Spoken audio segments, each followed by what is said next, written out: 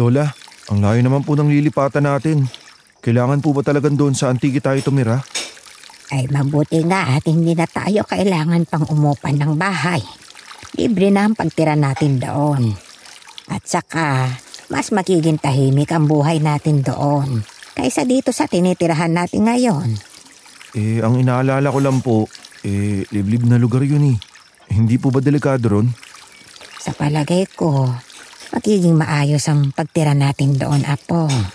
Kaya alusin mo na ang mga agam-agam sa isipan mo, ha? Sana nga po, Lola. Ganun na mangyari pagdating natin doon. Naku, pasensya na po, Lola. Nabasag ko po yung isa sa mga pinggan na hinuhugasan ko. Hindi ko po sinasadya. Dumulas po kasi sa kamay ko eh. Ay, Diyos ko. Hindi magandang pangitain yan, Apo. Hindi magandang pangitain? Ano pong ibig niyo sabihin, Lola? May paniniwala kasing kapag may nababasag na pinggan, para kasing nagbibigay ito ng babala na may paparating na panganib o problema. Diyos ko po, Lola. Sana naman po walang mangyaring masama. Kinabahan po ako sa sinabi niyo eh. Sana nga, Apo. Walang masamang ibig sabihin yan. Wag naman sana talaga. Mga kaaswang, ako nga po pala si DJ Popoy. Bisitahin nyo naman kami sa Aswang Radio. And please subscribe, like, comment, share, and ring the bell button para updated kayo sa aming mga kwento. Huwag kalilimutan, Aswang Radio.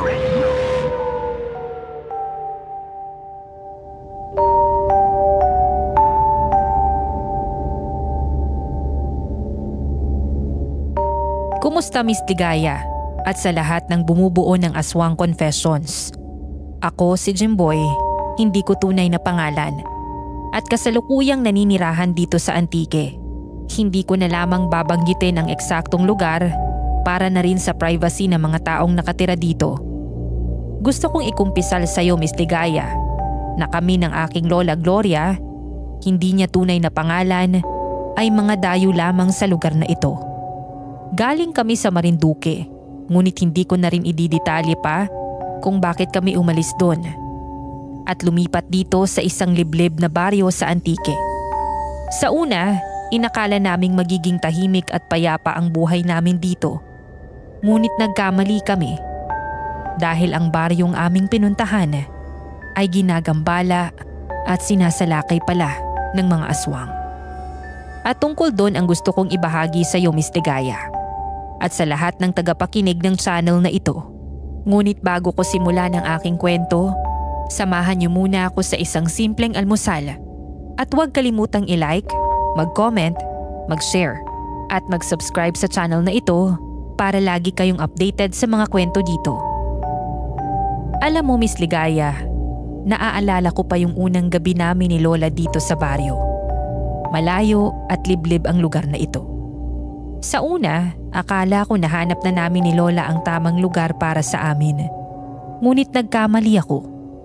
Hindi ko alam na ang katahimikan sa lugar na ito ay may kaakibat pala na lagim na kakaharapin namin ni Lola.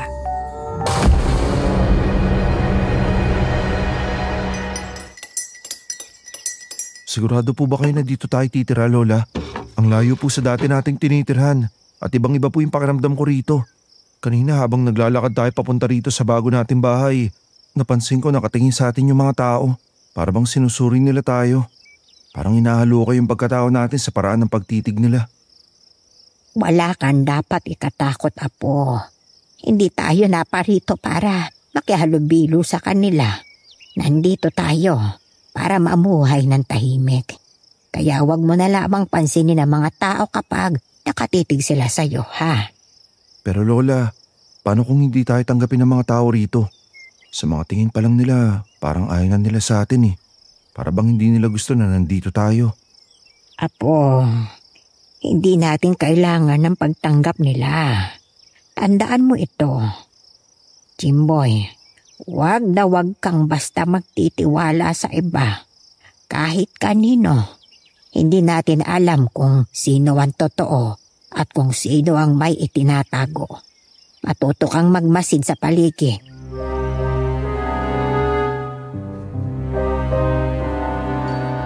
Tumango lamang ako sa sinabi ni Lola.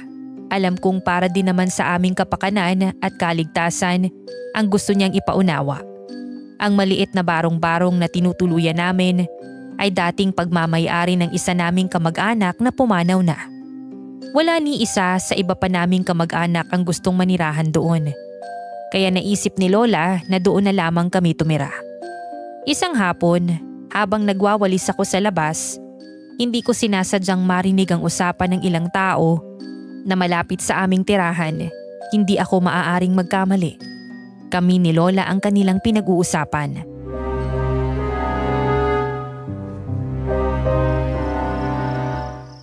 Tologi mo, sila po ba yung mga bagong lipat dito sa baryo? Sila po ba yung naririnig kong pinag-uusapan ng mga kapitbahay natin? Daniel, sila nga yun. Narinig ko rin na may mga dayo raw dito sa lugar natin. Ang ipinagtataka ko bakit hindi man lang sila nakikipagkilala sa atin, pati na rin sa iba pa nating kapitbahay. Narinig ko po sa mga kapitbahay natin na hindi raw sila lumalapit para magpakilala.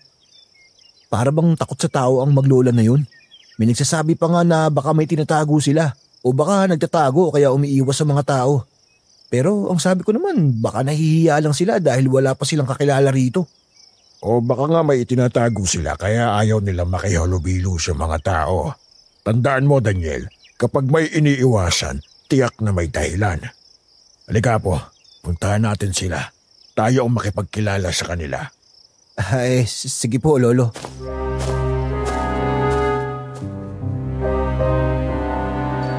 Kinabahan ako sa mga narinig ko, Miss Ligaya. Agad akong pumasok sa loob at sinabi kay Lola na balak daw kaming puntahan ng mga kapitbahay upang makipagkilala. Ilang sandali lang ay may kumatok na sa pinto.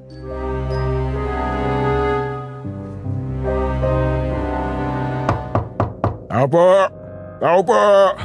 Magandang araw po! Tao po! Huwag kang matakot, Apo. Ako ang kakausap sa kanila.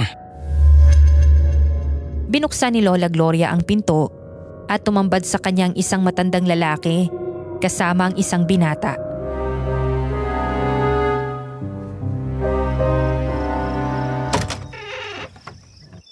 Sino kayo? Anong kailangan ninyo? Magandang araw. Ako si Gimo, ang kapitan dito sa baryo. Mang Gimo na lang ang itawag ninyo sa akin. Ito naman ang apo kong si Daniel. Nabalitaan namin kayo ang bagong lipat dito. Oo, kami nga. Ako si Gloria. At ito ang apo kong si Jimboy. Magandang araw po Aling Gloria. At sa'yo rin Jimboy. Kinatutuwa namin na mayroon kaming mga bagong kapitbahay.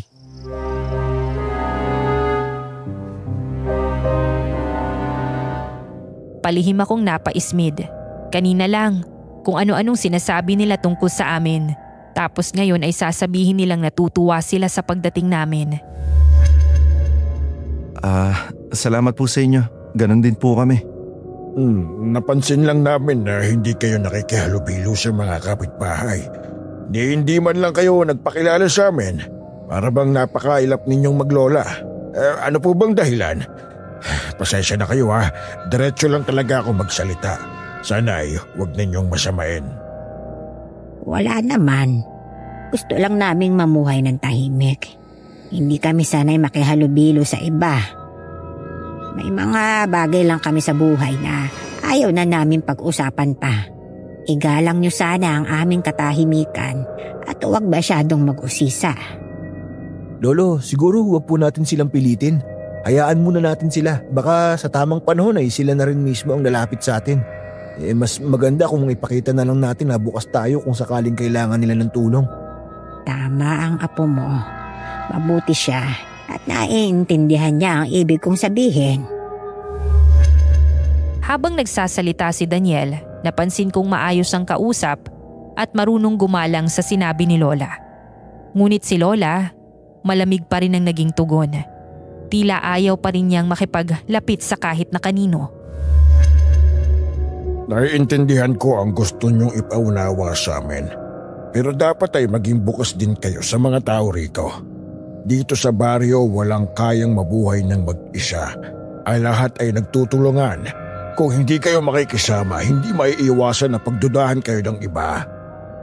Kapag pinili ninyong ilayo ang sarili ninyo, baka isipin ng ilan na may itinatago kayo. At dito sa baryo, mabilis kumalat ang mga bulungan at haka-haka. Hindi mahalaga sa amin ang iisipin ng ibang tao. Basta't hindi kami nakakaabala sa inyo, iyon ang mas mahalaga, hindi ba, Kapitan? Nakita kong kumunot ang noo ni Mang Gimo sa sinabi ni Lola Miss Ligaya. Magsasalita pa sana siya, ngunit biglang sumabat ang apo niyang si Daniel. Pasensya na po ulit kayo.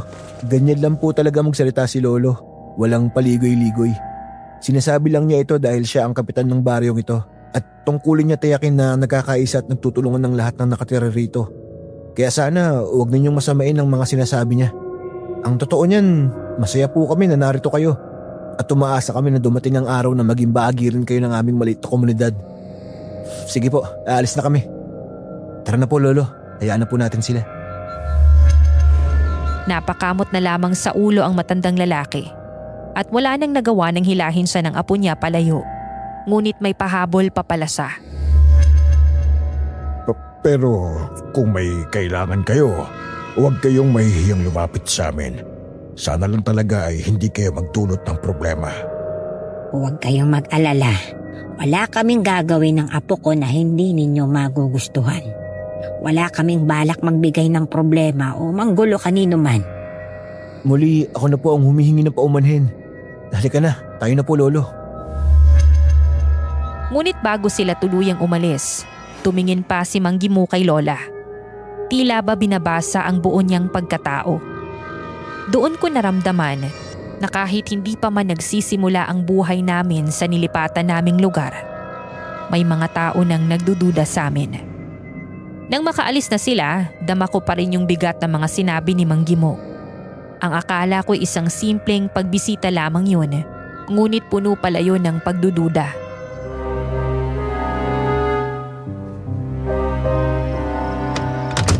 Lola, mukhang mahigpit yung kapitan ng baryong to, no? Gusto niya makihalubilo tayo sa mga kapitbahay. Huwag mo na siyang pansinin. Hindi nila tayo basta mapipilit kung ayaw naman natin. Masyado lang talagang pakialamero ang kapitan na yon. Pero Lola, hindi po ba natin pwedeng subukan na makihalubilo sa kanila? Oo, mukhang mahigpit si Mang Gimo. Pero nasa katwiran naman po siya. Nasasakupan niya yung baryong to at bilang kapitan, tungkulin niyang siguraduhin na nagkakaisa ang mga tao rito. Kung patuloy po tayong iiwas, baka lalo lang pong lumala yung pagdududa nila. Baka mas mabuti po kung tayo na po mismo yung gumawa ng paraan para, alam nyo na, ipakita sa kanila na marunong rin tayo makisama. Apo, hindi ba sinabi ko na sa'yo na hindi tayo naparito para makihalubilo sa mga tao? Kaya sanayin mo na ang sarili mo. Hindi tayo nagpunta rito para hanapin ang tiwala nila. Basta't huwag kang makikipag-usap kung hindi kailangan. At huwag kang lalapit kanino man. Naiintindihan mo ba? Opo, naiintindihan ko po, Lola.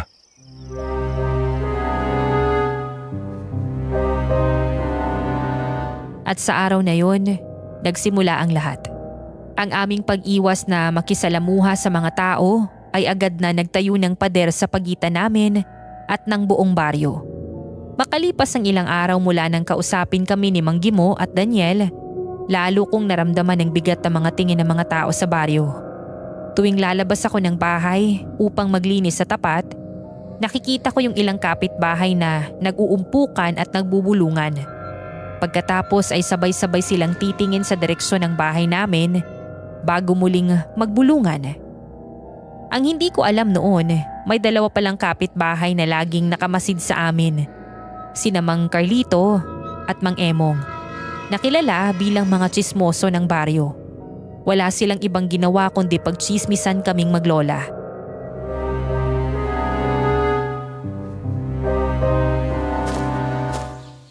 Pare, napapansin mo ba? Simula nang dumating ang maglola na yan dito sa baryo, kahit kailan, hindi man lang sila nakisali sa mga kwentuhan natin magkakapitbahay. Laging nakakandado ang bahay, bihira pang lumabas. Para bang may iniiwasan o tinatago. At higit sa lahat, napapansin ko na sa tuwing gabi lang lumalabas sa maglola. Kapag umaga, laging sarado ang bahay nila at bihirang-bihira silang makitang lumabas. Yung matanda, Nakikita lang kapag pupunta sa palengke. Lagi pang nakapandong ng balabal. Samantalang yung apo niyang binata, lumalabas lang para magwalis sa tapat ng bahay nila. Ano kayang ibig sabihin nun? Sa palagay mo ba, mga aswang ang maglolang yan, pare? Oo, pare. Malakas ang kutob ko ng mga aswang sila. Baka nga rin sila yung mga aswang na nanggagambala rito sa baryo. Hindi mo ba napapansin? Mula nang dumating ang maglola na yan, ilang araw nang walang sumasalakay na aswang. Sa tingin ko, sila ang mga aswang na galing sa ibang lugar at dito na tumira para mas madali sila makahanap ng biktima. Ilang araw muna silang hindi nambibiktima para hindi sila agad mapaginalaan. Naku, seryosong bintang yan ha, paring Emong. Sigurado ka ba talaga? Hindi ako nagkakamali sa kutob ko, pare. Nakita mo ba yung matandang babae? Mukha siyang bruwa at nakakatakot tumitig kapag lumalabas ng bahay nila. Kaya sigurado ako, mga aswang sila.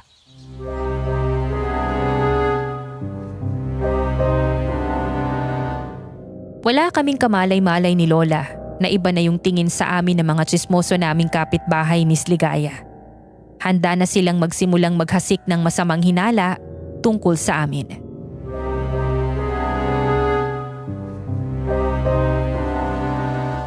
Hindi ako mapapalagay hanggat hindi natin sinasabi to kay Kapitan Gimo. Responsibilidad niya na protektahan ang buong baryo, hindi ba? Kaya dapat malaman niya na may tinatago ang maglola na yon na isang nakariray-marim na sikreto. Tama ka, pare. Kung hindi natin ipapaalam sa kanya ang hinala natin, baka may mabiktima pa ang maglola na yon. Kaya halika na, puntahan na natin si Kapitan sa bahay niya. Sige, tara.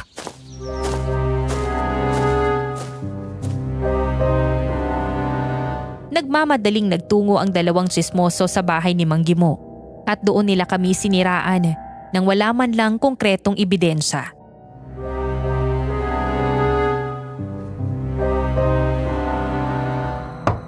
Kapitan! Kapitan! Nandiyan ba kayo, Kapitan? Maya-maya, bumukas ang pinto at bumungad sa kanila ang nagtatakang mukha ni Mang Gimo. Oh, Carlito, Emong, anong sadya nyo rito sa bahay ko? Kapitan, may problema tayo tungkol sa mga bagong lipat. Yung maglola. Magsasalita pa sana si Mang Carlito nang may namataan silang pamilyar na mukha sa loob ng bahay ni Kapitan. Aling Concha, anong ginagawa niyo rito? Laking gulat nila nang makita ang isang matandang babae na wari bisita ni Mang Gimo. Kayo, anong ginagawa ninyo rito? Alam ko na. May bago na naman kayong dalang chismis, ano? Nako, kilala ko na kayong dalawa, Carlito at Emong. Kayo ang numero 1 chismoso rito sa baryo. Kaya sigurado akong nagpunta kayo rito para magkalat na naman ang chismis. Nagulat ba kayo kung bakit nandito si Conchita? Pinag-uusapan namin ang ipinapatayo niyang kapilya rito sa baryo. Ang totoo, pauwi na nga sana siya eh. Kaso bigla naman kayo dumating. Kayo, ano ba ang sadya niyo rito sa ganitong oras? May mahalaga kaming sasabihin, Kapitan, tungkol sa dayo maglola. At ano naman ang tungkol sa kanila? At isinalaysay ng dalawang sismoso kay Mang Gimo ang hinala nila laban sa amin. Ano? Mabigat ang mga sinasabi ninyong akusasyon. Hindi basta-basta pwedeng pagbintangan ng mga taong sangkot ng walang matibay na patunay. Tama si Kapitan Gimo. Hindi kayo dapat basta-basta nagbibintang. Lalo na kung wala kayong sapat na ebidensya. Ang mga ganyang salita ay maaaring makasira ng puri at dangal ng tao. Kung patuloy kayo magpapakalat ng maling hinala, baka kayo mismo ang maparusahan. Pero, Kapitan, ang mabuti pa ay umalis na kayong dalawa. Wala akong panahon sa mga walang saysay na chismis at gawa-gawang akusasyon. Kung wala kayong konkretong ebidensya, wag ninyong uulitin ang pagbibintang na yan. Baka sa susunod, kayo mismo ang papanagutin ko.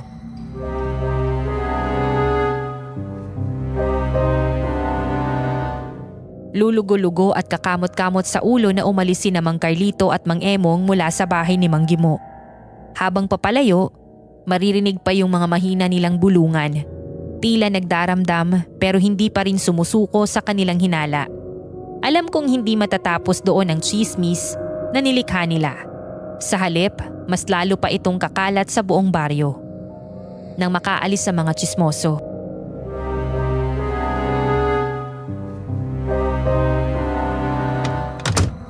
Pero alam mo, Conchita, nagdududa rin ako sa maglolang Dayo. Bakit mo naman nasabihan, Kapitan? Ikaw pa nga ang nagsabi na wala namang basihan ng paratang ni na Carlito at Emo. Nakausap kasi namin ang apo kong si Daniel ang maglolang yon.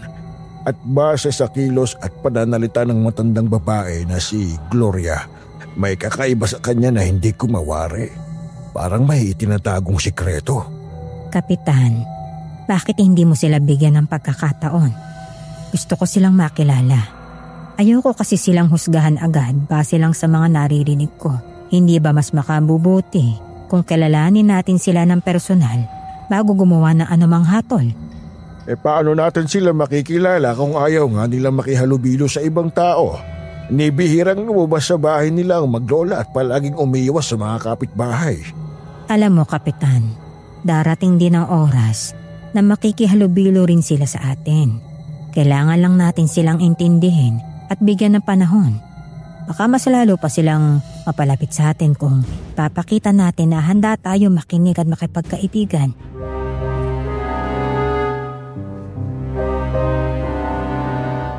Hindi ko pa lubos na kilala noon si Aling Consa. Ngunit nang sabihin niya ang mga yon, nakikita ko na mabuti siyang tao. Marunong siyang umunawa. Ang paraan ng kanyang pananalita ay puno ng kabaitan na tila ba bawat tao, kahit mga dayong tulad namin ni Lola, ay may karapatang kilalanin at respetohin. Sa pagkakaalam ko, isang matulungin at mapagkawang gawa si Aling Consa na naninirahan din sa baryo. Nang dumating kami ni Lola doon, naririnig na namin ang mga magagandang ginawa niya sa baryo, tulad ng pagpapatayo ng kapilya at pagtulong sa mga mahihirap. Naririnig na din namin na unti-unti siyang umuunlad at nakakaangat sa buhay. Ngunit kahit anong pagtatanggol sa amin ni Aling Consa, ay hindi pa rin kumbinsido si Mang Gimo.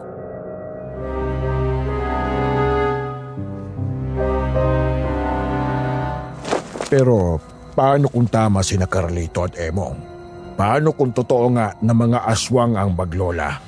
Delikado ang buong baryo at hindi ako pwedeng magpabaya dahil ako ang namumuno rito.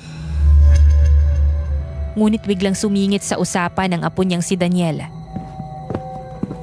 Pero paano kung mali ang hinala ninyo? Di tayo pa ang napahiya, Lolo. Pinaalis niyo yung mga chismoso sa baryo pero kayo naman ay nagdududa rin sa maglola.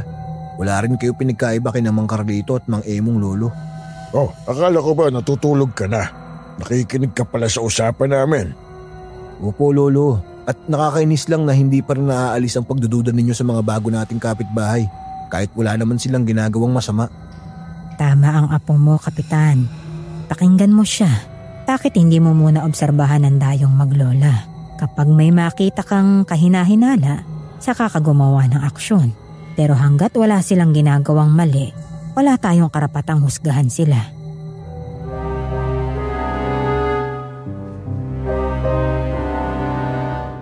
Habang abala si Mang Gimo sa pakikipag-usap kay Aling Consa at sa apo niyang si Daniel, wala siyang kamalay-malay na muling bumalik ang lagim sa baryo. Wala pang ilang minuto. Matapos akong humiga sa papag, bigla akong nakarinig ng mahihinang pag-angil at paggaspas ng mga pakpak na lumilipad sa labas. Ha? Ano yun? Mukhang nagmumula sa labas. Dahan-dahan akong sumilip sa bintana. Wala naman akong nakitang kakaiba. Ngunit nakaramdam ako ng isang mabigat na presensya sa paligid. Dahil kinabahan ako, isinara ko ulit yung bintana at muli akong nahiga sa papag. Gigisingin ko sana si Lola pero nakita kong mahimbing na siyang natutulog kaya hindi ko na siya inistorbo. Hindi ko na malayan na nakatulog na din ako. Kinabukasan, nagimbal ang buong baryo nang malaman na isang buong pamilya ang pinatay at biktima ng mga aswang Misligaya. Nang puntahan ng mga taga-baryo ang bahay ng mga biktima, tumambad sa kanila ang mga bangkay ng mag-anak. Halos maduwal sila dahil kalunos-lunos ang nangyari sa mga ito. Halos hindi na makilala ang mga biktima. Wakwak ang kanilang mga tiyan at nawawala na yung mga laman loob. Muling bumalik ang takot ng mga tao. Dahil ilang araw nang hindi nanggambala ang mga aswang sa baryo, ngunit umatake na naman ang mga ito. Habang nagwawalis ako sa labas ng bahay, narinig ko ang malakas na boses ni Daniel. Humahangos na pinuntahan ang lolo niya.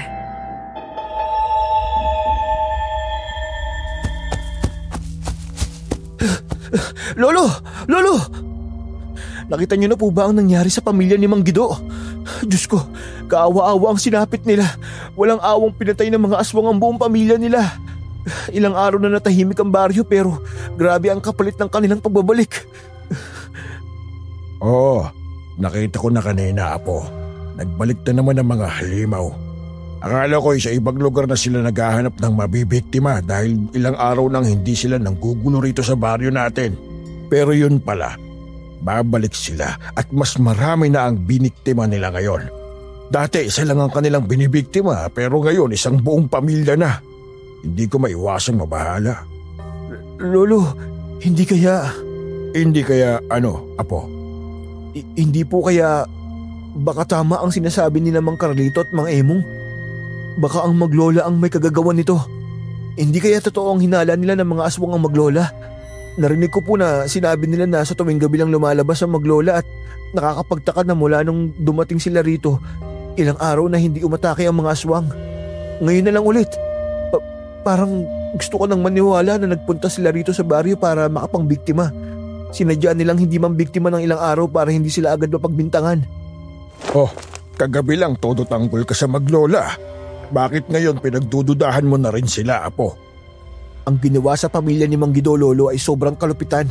Walang kaluluwa ang makakagawa ng ganong kabrutal na pagpatay.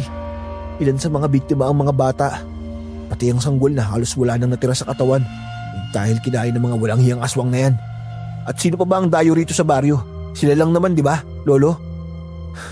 Kaya sino pa ba ang maaari nating pagbintangan ng karumal-dumal na pagpatay sa buong pamilya ng mabait nating kapitbahay na si Mang Gido?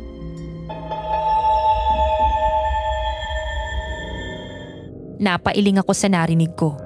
Hindi ako makapaniwala na pati si Daniel, unti-unti na ring nahahawa sa pagdududa ng lolo niya at ng mga tao sa baryo. Lalo na't siya mismo ang nakakita sa mga bangkay ng mga biktima ng aswang. Sa narinig ko, dali-dali akong pumasok sa loob ng bahay. Hindi ako mapakali sa mga pagbibintang sa amin ng maglolo. Kaya agad akong lumapit kay Lola Gloria upang sabihin ang mga nalaman ko.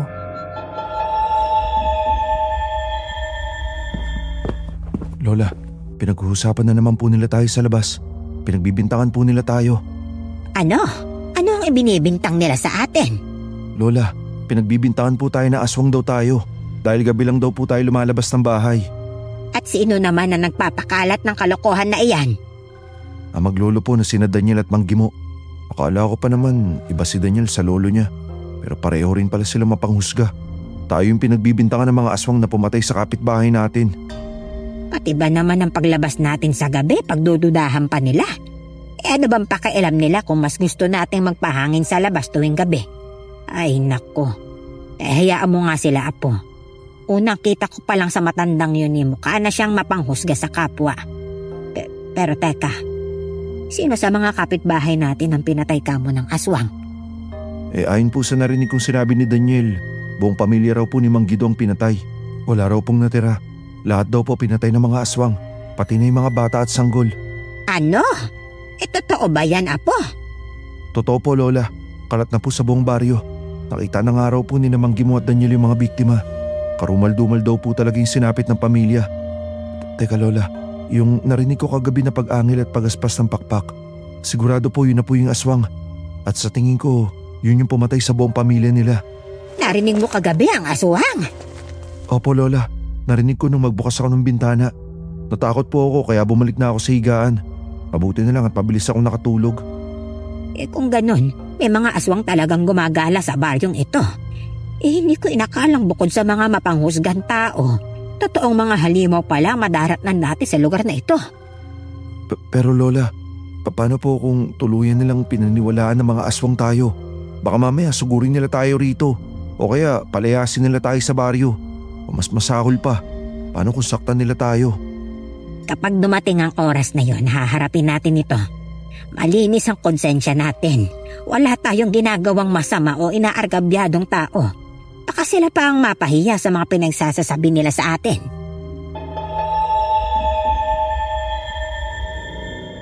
Kita ko sa mga mata ni Lola ang pagkadismaya sa mga tao sa nilapitan naming baryo. Sino ba naman kasi ang hindi iinit yung ulo kapag nalaman mo na ang mga tao sa paligid mo ay pinanghihinalaan kang aswang. Samantala, sa bahay ni Namang Gimo ay patuloy ang pag-uusap nila ng kanyang apo na si Daniel.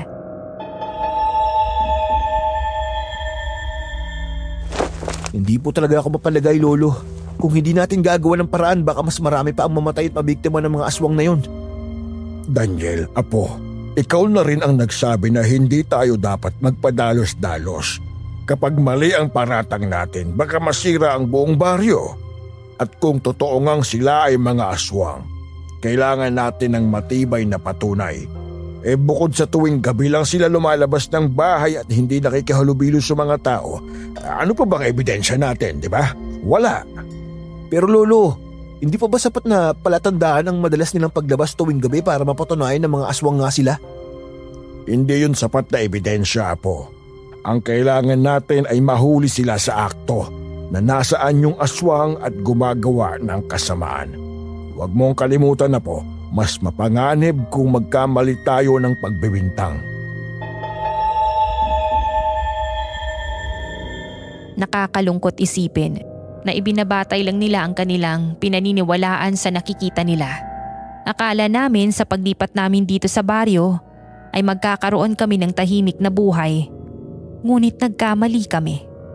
Sa kabilang banda, ramdam kong lalo pang lumalalim ang panghihinala ng mga kapitbahay sa aming maglola. Kahit nasa loob kami ng bahay, dama ko na kami na naman yung ginagawang pulutan ng mga tao sa paligid dahil sa nangyaring pagsalakay ng aswang sa baryo. Lola, ano ba talagang gagawin natin? Hindi ba mas mabuting sabihin na lang natin sa kanila ang totoo na hindi tayo aswang at wala tayong kinalaman sa pagpatay sa ating mga kapitbahay? Sa tingin mo, kapag sinabi natin sa kanila ang totoo paniniwalaan nila tayo. Sa mata ng mga taong natatakot, sapat na ang hinala para husgahan tayo. Kahit ano paliwanag ang gawin natin, hindi nila tatanggapin hanggat bulag sila sa takot at galit. Pero Lola, hindi ko po kaya na tayo yung pinagbibintangan. Hindi ko na kaya na makita silang lahat na nagagalit sa atin. Huwag kang mag-alala. Malalaman din nila ang totoo sa tamang panahon. Hindi natin kailangang ipilit ang sarili natin sa kanila.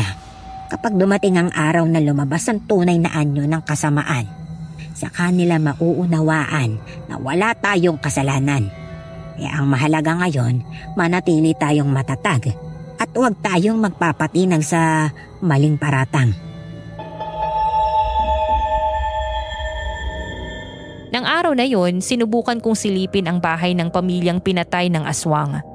Nakita ko na patuloy ang pag-iyak ng mga kaanak ng mga namatay at bawat hagulgol ay tila ba tinik na tumutusok sa dibdib ko. Hindi dahil kami yung may sala, kundi dahil sa paningin ng lahat, kami nga ang may kagagawan. At sa araw din na yon, malinaw sa akin. Nagsimula na ang tunay na bangungot sa baryo. Mula nang mangyari ang massacre sa isang pamilya, hindi na ako mapalagay. Bawat gabi, pakiramdam ko'y may matang nakamasid mula sa dilim. May aninong handang sumunggab sa amin ni Lola anumang oras. Sa gitna ng lahat ng takot, napansin kong abala si Lola Gloria na naghahalungkat sa kanyang baul. May hinahanap siya. Tahimik akong nakaupo, ngunit hindi ko maiwasang mapansin ang kalansing ng mga lumang gamit na isa-isa niyang inilabas.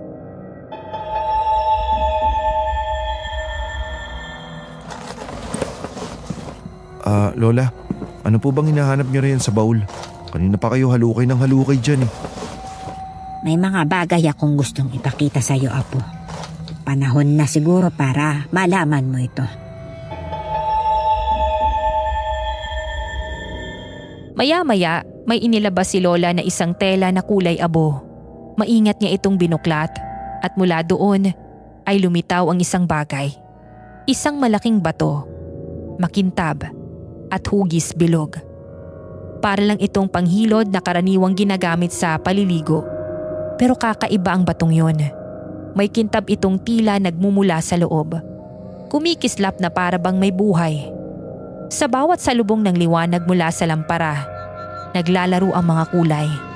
Parang asul, luntian at ginto. Nawari mo'y mga alon sa ilalim ng tubig.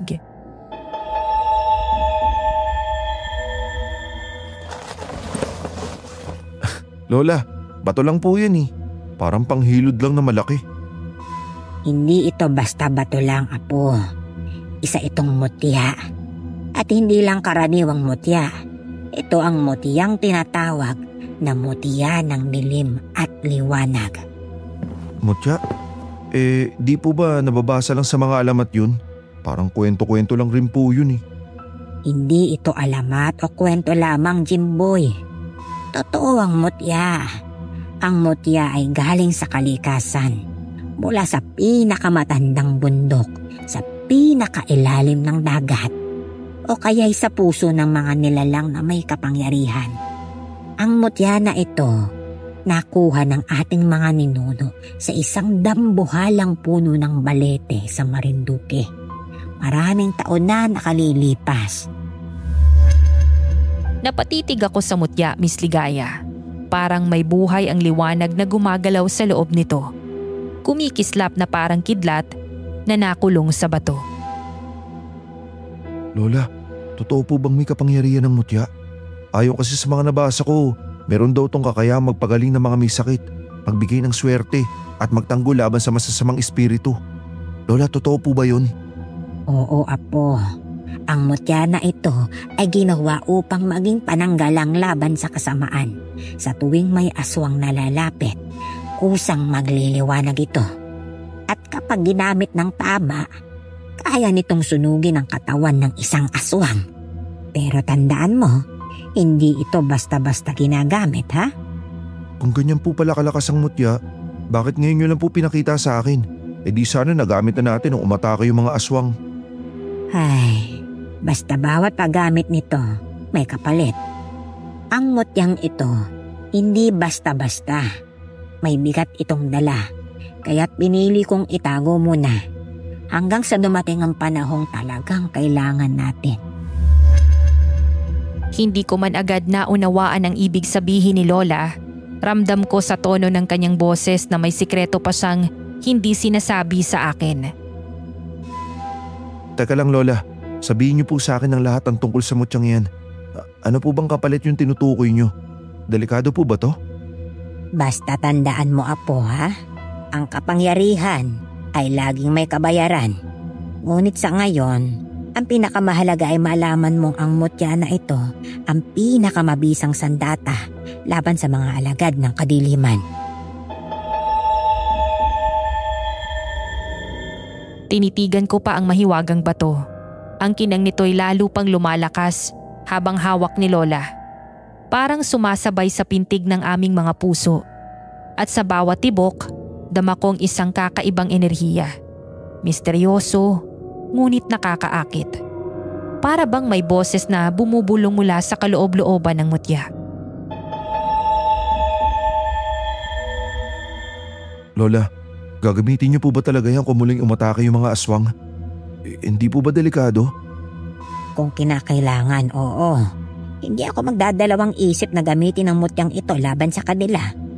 Nakakaawa ang mga inosenteng tao na nagiging biktima nila. At hindi ko hahayaang magpatuloy pa ang ganon. Totoo, hindi tayo nakikihalubilo sa kanila. Ngunit hindi ibig sabihin nito'y mananahimik na lamang tayo habang may mga buhay silang sinisira. May hangganan ng lahat, Jimboy. Apo, tandaan mo, kapag dumating ang oras na yon, kailangang may lumaban para sa tama. Naisip ko lang po Lola, sa kabila ng mga pagbibintang nila sa atin, handa pa rin kayong tulungan sila kahit kapalit pa nito yung buhay natin. Dahil yan ang tama, Apo. Darating ang oras na malalaman din nila ang katotohanan. Ngunit sa ngayon, kailangan muna nating maghanda sa muling pagsugod ng mga aswang. Gagamitin natin ang mutya laban sa kanila.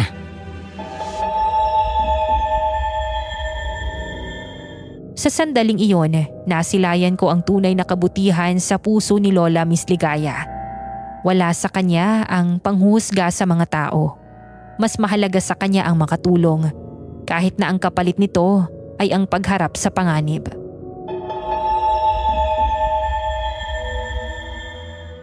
Lola, pwede ko po bang hawakan ng mutya? Sige apo, pero mag-iingat ka ha.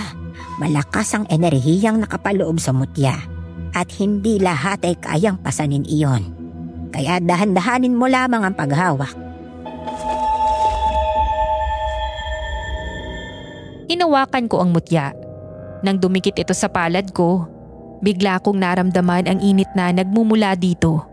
Hindi masakit pero nararamdaman ko na parang may dumaloy na kuryente sa buong katawan ko. Ang liwanag nito'y mas kumikislap palalo.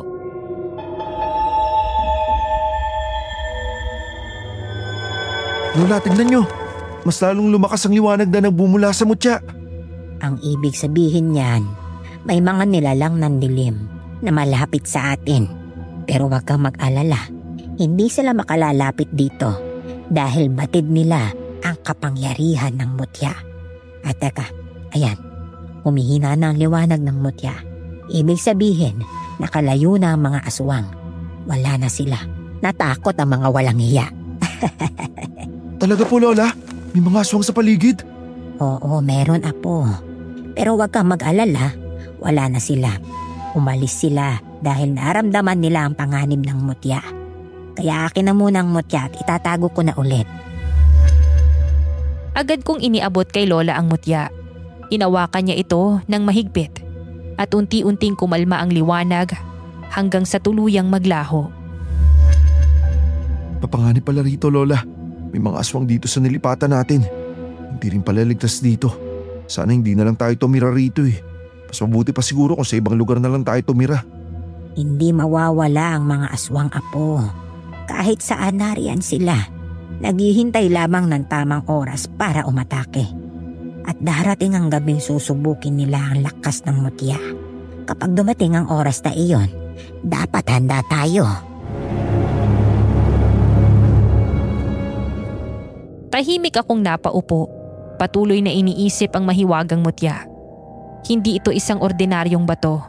Ito ang magtatakda ng kapalaran namin ni Lola sa baryong ito. At sa gabing yon, naging malinaw sa akin ang isang bagay. Hindi lang kami basta mga dayo. Kami ang haharap sa mga kampo ng kadiliman. Tangan ang mahiwagang mutya. Lumipas pa ang mga araw, palagi lang kaming nakakulong sa bahay. Sawa na ako sa mga usap-usapan ng mga tao mula sa labas at sa pangambang hatid ng mga pangyayari. Kaya naisipan kong lumabas kahit sandali upang magpunta sa kakahuyan.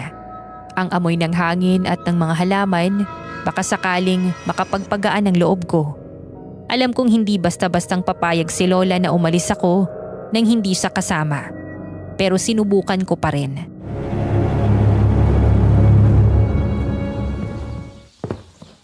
Lola, pwede po ba ako maglakad-lakad sa kakahuyan? Alam mo namang delikado ang panahon ngayon, hindi ba? May mga gumagalang aswang sa baryo. At ngayon mo pa talaga naisipang mamasyal sa kakahuyan. Pero Lola, umaga pa naman po eh. Hindi ba't sa gabi lang lumalabas yung mga aswang? Hindi lahat ng aswang ay sa gabi lamang gumagala, apo. May mga uri rin na kayang lumabas kahit umaga. Mas bihira nga lang pero posible. Sige na po, Lola. Sandali lang naman ako eh. Babalik rin po ako agad. Mag-iingat rin po ako. Kung talagang gusto mong lumabas, may kondisyon ako. Ano naman pong kondisyon yun? Mula sa baul, inilabas ni Lola ang mahiwagang mutya. Ang makintab na batong kahawig ng panghilod kapag naliligo na ipinakita niya sa akin ilang gabi pa lamang ang nakalipas. Ipinasok niya ito sa isang supot at iniabot sa akin.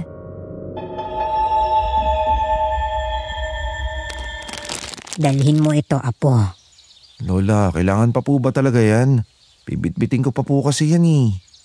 Kailangan, Jimboy, apo. Hindi ka makaalis ng hindi mo dala yan. Ay, tandaan mo, Malaki ang maitutulong nito sa iyo. Sige na nga po, dadaling ko na. Para yan sa proteksyon mo, Apo. Kapag nagliwanag ang mutya, ibig sabihin ay may aswang sa paligid. Gamitin mo ito kung sakaling may makaharap kang aswang. Ilabas mo lang ang mutya mula sa supot. At sa sandaling makita nila ito ng mga aswang, hindi ka nila lalapitan.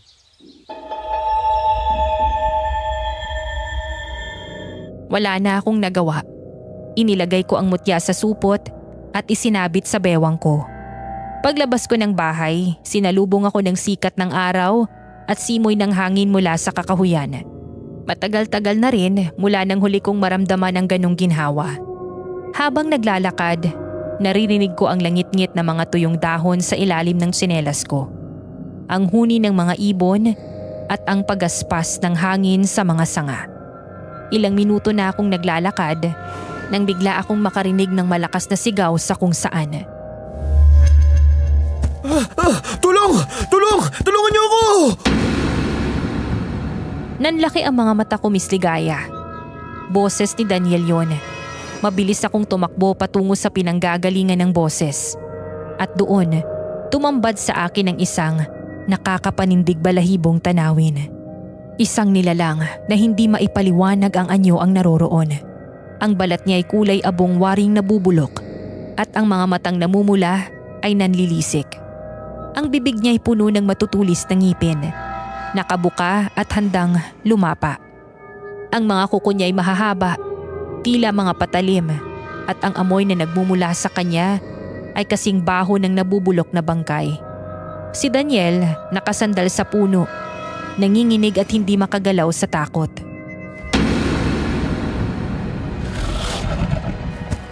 Daniel, mag-iingat ka! Huwag kang kikilos! Jimboy, tutulong! Tulungan mo ako! Gusto kong atakihin ang aswang! Naramdaman kong kumislot ang supot sa bewang ko.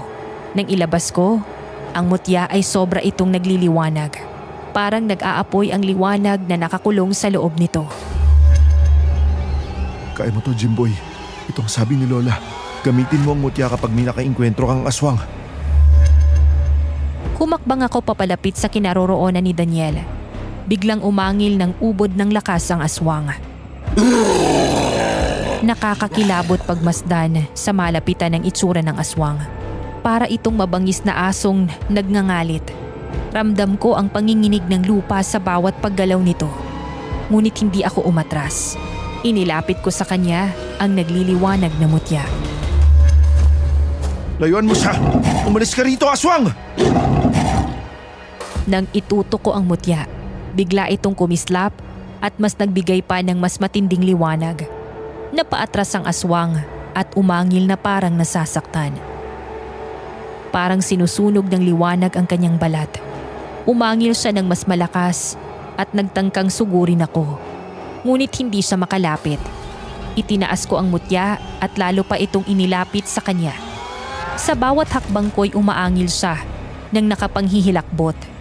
Hanggang sa muli niyang sinubukang sugurin ako. Subalit nang dumikit sa kanya ang liwanag ng mutya, bigla siyang tumalsik. Nagulat kami ni Daniel nang marinig ang kanyang nakakabinging hiyaw. Waris sinusunog ng apoy ang buong katawan niya. Ilang saglit pa, naghihingalong bumagsak sa lupa ang aswang. Nagliyab ang buong katawan nito at sa huling pag-angil nito, naging abo ito at tinangay ng hangin.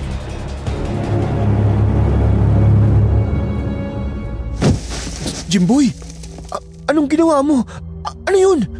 Paano mo napatay yung aswang? Mutya ang tawag dito. Pangontra sa mga aswang. Sa totoo lang, kay Lola talaga to.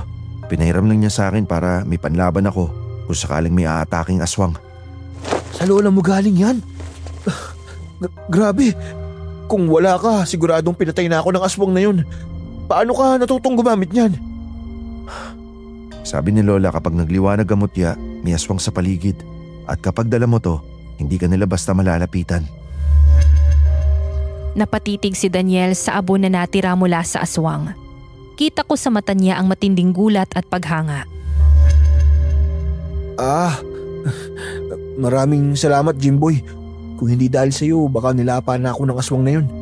Hindi ko akalaing ililigtas mo ang buhay ko. Ang buong akala namin kasi kayo ng lola mo ang aswang. Pero ang nakita ko ngayon kabaligtaran. Jimboy, patawarin mo kami kung pinagdududahan namin kayo ha. Alam mo, sumama talaga yung loob ko sa mga tao Lalo na sa'yo. Kasi hinusgahan nyo kami nang wala man lang sapat na pruweba. Naiintindihan ko yung galit nyo dahil sa mga kapitbahay nating naging biktima ng mga aswang. Pero sana, sa nakita mo ngayon, malinaw na sa'yo na hindi kami ganun. Hindi kami mga aswang. Oo, ngayon naniniwala na ako. Kaya pwede ba tayong maging magkaibigan? Ha? Kaibigan?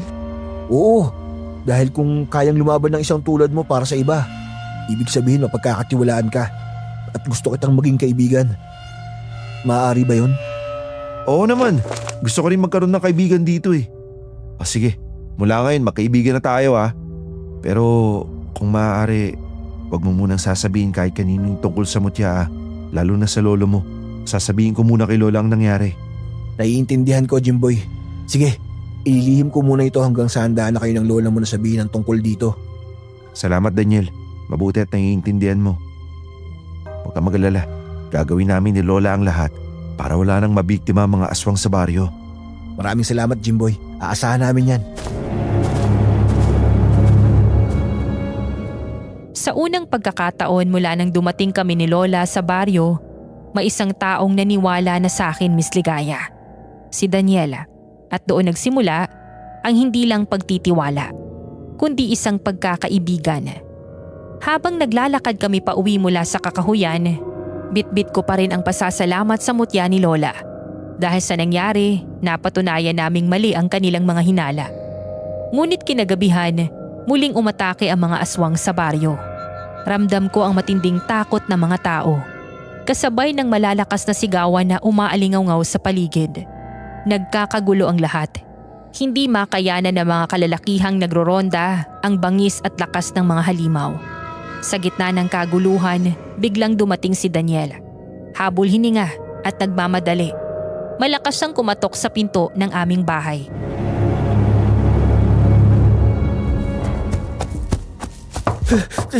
Jimboy! Aling Gloria! Tulong! Tulong! Inaatake na naman ng mga aswang ang baryo! Agad akong napatayo at tumingin kay Lola. Kita ko sa kanyang mukha na alam na niya ang gagawin. Binuksan ko ang pinto at bumungad sa amin ang pawisan at hingal na si Daniela.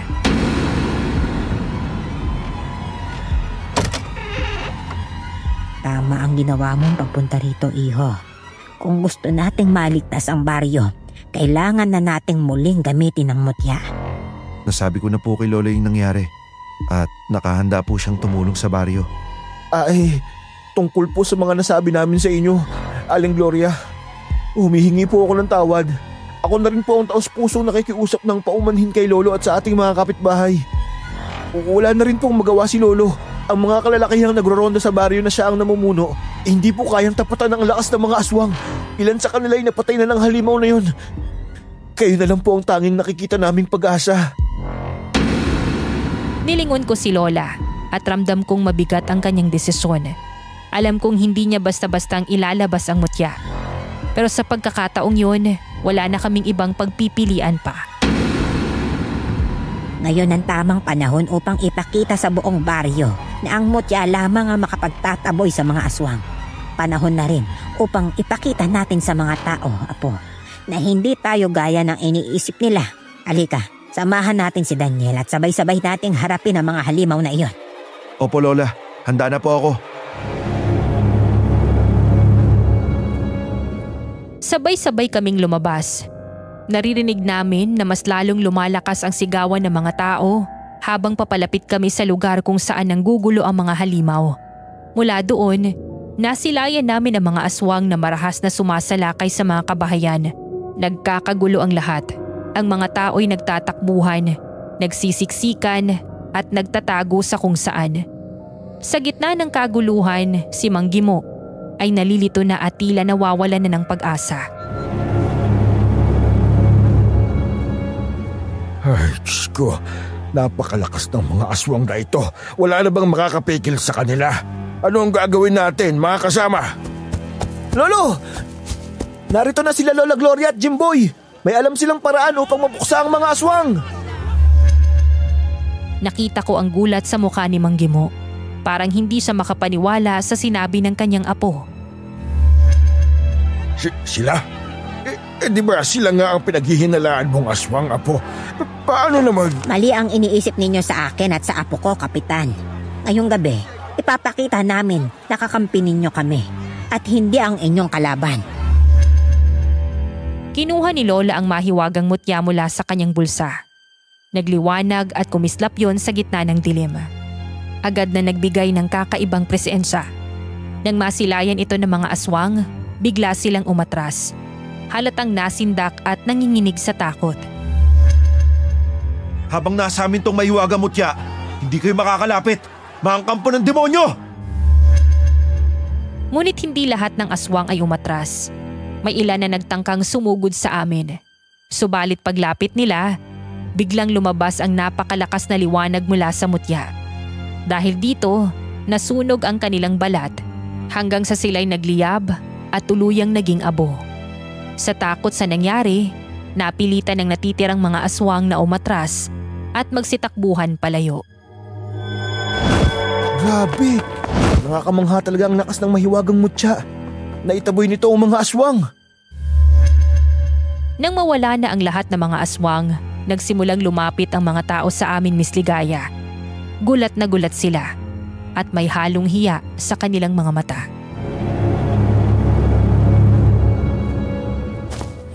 Patawarin ninyo kami, Gloria, Jimboy. Nagkamali kami sa pagbibintang at paghinala.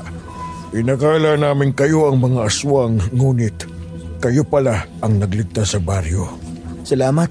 Salamat po, Aling Gloria, Jimboy. Hindi namin alam kung paano kami makakabawi sa inyo sa pagtulong ninyo sa amin. Hindi na mahalaga ang nakaraan. Ang mahalaga ay naitaboy natin ngayon ng mga aswang. Habang nasa amin ang apo ko ang mutyang ito, hindi sila makalalapit sa baryong ito. Nakita ko ang pagkamangha ng mga tao, lalo na si Mang Gimo.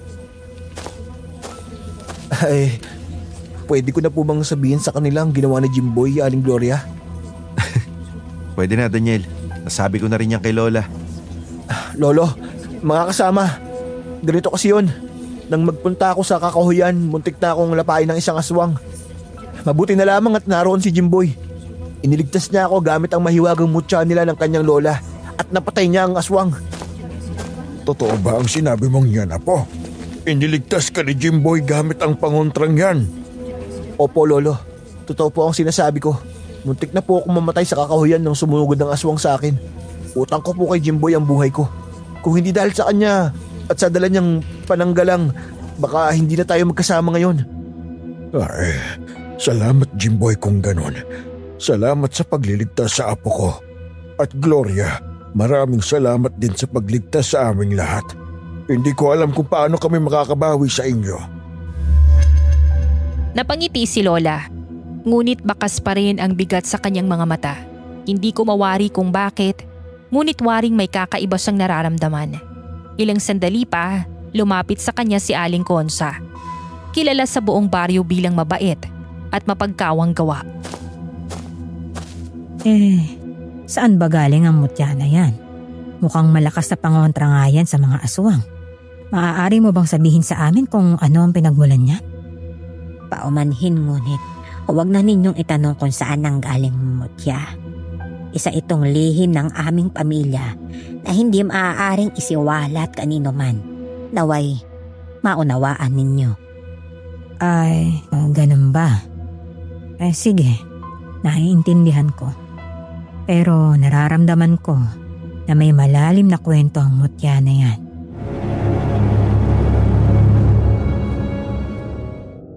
Napangiti si Lola, ngunit hindi na nagsalita pa. Alam kong pinili niyang itago ang sikreto. At tama yun, sapagkat ang mutya ay hindi lamang basta bato, kundi pamana ng aming angkan. Matapos ang matinding laban sa mga aswang kagabi, muling nagbalik ang katahimikan sa baryo. Ang mga tao ay masayang umuwi sa kanilang mga bahay. Panatag na ang kanilang loob na hindi na sila muling gagambalain pa ng mga nilalang ng dilim. Kahit kami ni Lola ay umuwi na rin. Pero ang hindi alam ng lahat, May isang taong hindi kontento sa mga nangyari. Si Aling Concha. Habang papauwi kami, napansin ko ang kakaiba sa kanyang mga mata. Parang nagliliyab sa galit. Bagamat nakabalot sa ngiti ang kanyang mukha. Hindi ko alam na ang matandang babae na ito ay ang may pinakamalaking lihim sa lahat. Kinagabihan, habang mahimbing na natutulog ang mga tao sa baryo, tahimik na naglalakad si Aling Concha patungo sa kakahuyan. Mabigat ang bawat hakbang niya at nang marating ang pinakaloob ng kagubatan, bigla siyang nagbagong anyo. Isang nakakatakot na aswang.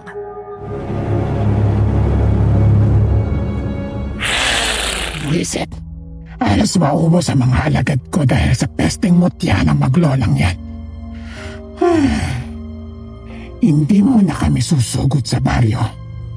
Malakas ang pangontra ng Gloria na yon at ng kanyang apo. Maya-maya ay nagsilabasan mula sa dilim ang ilan pang mga aswang Miss Ligaya. Lumapit sila kay Aling Concha. Tila kinikilala siya ng mga ito bilang pinuno.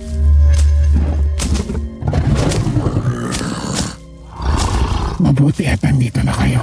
Kamusta kayo? Kahit ako'y nanghina nang maramdaman ko ang kapangyarihan ng mutya. Maghihintay muna tayo ng tamang pagkakataon. Babalik tayo sa baryo. Pagbabayarin sila sa pagpatay sa mga kasama natin. Kapag nakabawi na tayo ng lakas, saka natin sila tatapusin.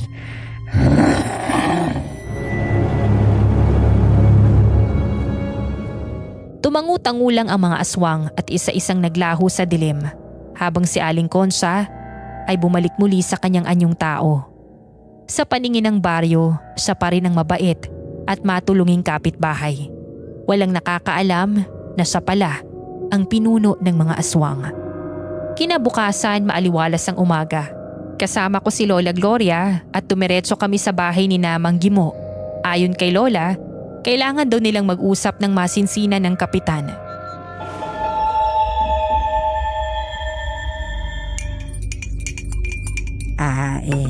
Kapitan, gusto ko lang ipaalala na mag-ingat ka.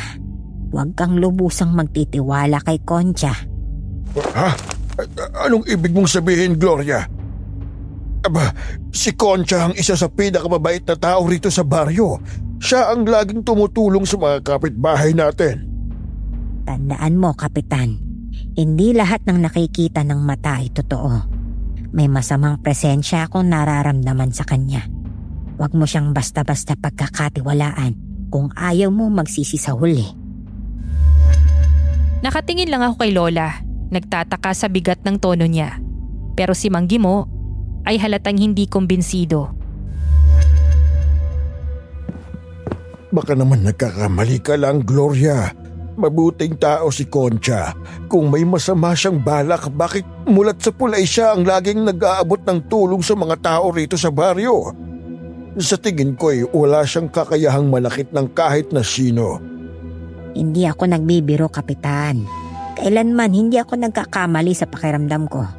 Naramdaman ng mutya ang madilim na presensya na bumabalot sa kanya. Pero hindi yan ang dahilan kung bakit kami naparito. Gusto ko sanang tipunin mo ang mga tao rito sa baryo.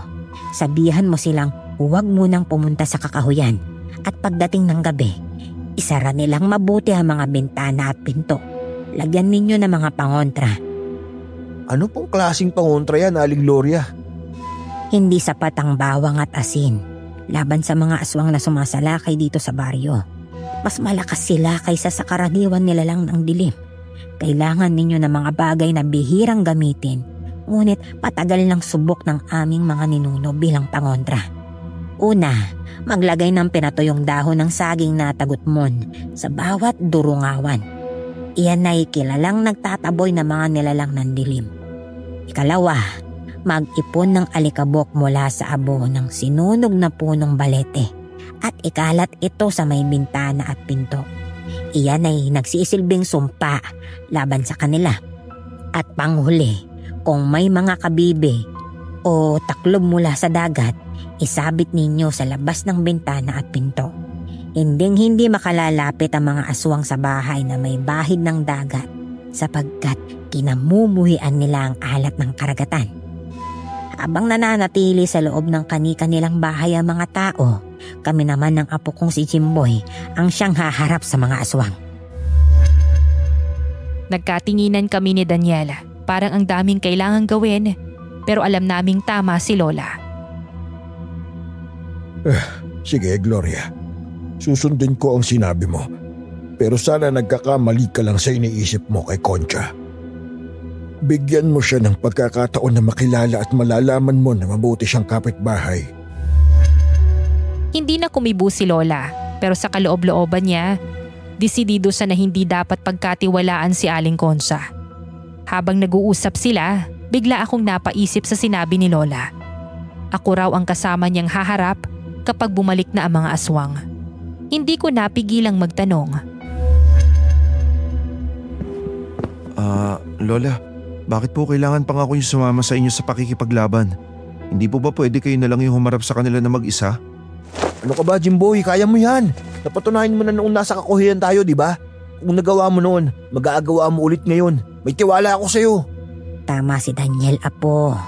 Kailangan kita sa laban na ito. Paghahanda na rin ito dahil kapag nawala ako, ikaw ang magmamana ng mutya. Ikaw na ang gagamit nito para protektahan ang baryo laban sa iba pang nilalang ng kadiliman na nagtatangkang manggulo o sumalakay dito. Parang biglang bumigat ang mundo sa balikat ko, Miss Ligaya. Hindi ko alam kung kaya ko ang hamong iniatas sa akin ni Lola. Pero Lola, isa lang po yung nakaharap kong aswang sa kakahuyan eh. Hindi ko alam kung kakayanin kong humarap sa higit pa sa isa. Kaya mo yan, apo. Tandaan mo, mas lalong lumalakas ang mutya kapag nararamdaman nitong matapang ang nagmamay-ari. Huwag kang magpapatalo sa takot, ha? At higit sa lahat, hindi ako palagi nasa tabi mo. Ay, apo, matanda na ako. Hindi ko alam kung hanggang kailan ako mabubuhay. Kaya ngayon pa lamang, gusto kong masanay ka ng gumamit ng mutya ng mag-isa. Napatango na lang ako. Hindi ko alam kung ano yung mararamdaman ko sa mga sandaling yon. Pero nakita ko yung tapang sa mga mata ni Lola. Ngunit tandaan mo, apo, sa tuwing may panganib lamang dapat gamitin ng mutya. Huwag na huwag mo itong gagamitin kung hindi naman kinakailangan. Naiintindihan mo ba? Opo Lola, naiintindihan ko po. Handa na po akong samahan kayo sa pagharap sa mga aswang kapag muli silang bumalik sa baryo. Ayan, ganyan dapat, Jimboy. Maging matapang ka. Sigurado akong hindi ka pababayaan ng mutya. Napangiti ako ng kaunti, ngunit kinakabahan. Ramdam ko ang suporta nila Lola at Daniel. Sa isip-isip ko, kung para sa mga taga-baryo at sa mga taong nagtitiwala sa akin, handa akong lumaban. Habang nag-uusap kami, hindi ko namalayang sa malayo ay nakamasid pala ang aswang na si Aling Concha. Nakatayo siya sa ilalim ng malaking puno, tahimik na nakikinig sa bawat salitang aming binibitawan. Ang ngiti sa kanyang mukha ay malamig. Tila ba may masamang binabalak. Sige, maghanda lang kayo. Hindi ninyo alam kung sino ang tunay ninyong kalaban. Sisiguraduhin kong darating ang araw na ako mismo ang papatay sa lahat ng tao rito sa baryo.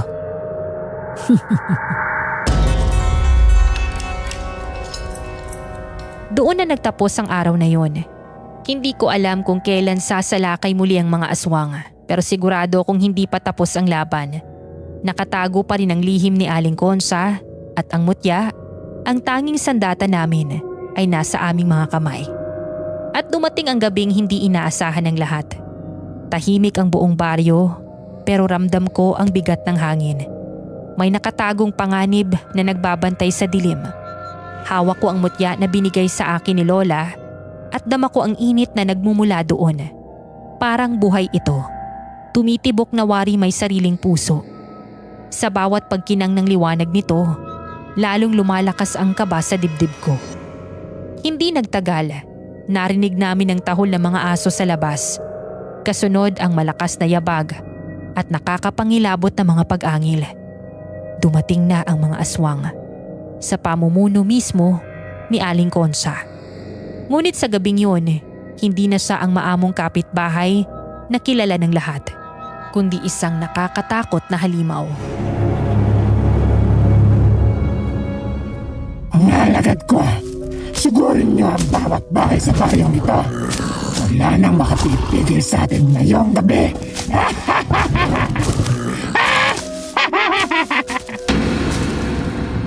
Parang bagyong rumaragasa ang mga aswang. Pilit na pinapasok ang mga bahay ng mga taga-baryo. Ngunit isa-isa silang napatigil sapagkat hindi sila makalapit dahil sa mga pangontrang nilagay ng mga tao sa kani-kanilang mga bahay. Lalong nag-alab ang galit ng pinunong aswang. Mga inotel, mga duwag, kung hindi ninyo magawa, ako mismo ang kikilos. Sumugod si Aling Consa at sa lakas ng kanyang kapangyarihan, nagawa niyang pasukin ang isa sa mga bahay at hindi man lang siya tinabla ng mga pangontra. At doon, umalingaw-ngaw ang nakakakilabot na iyakan at sigawan ng isang pamilya hanggang sa bigla itong natahimik. Maya-maya.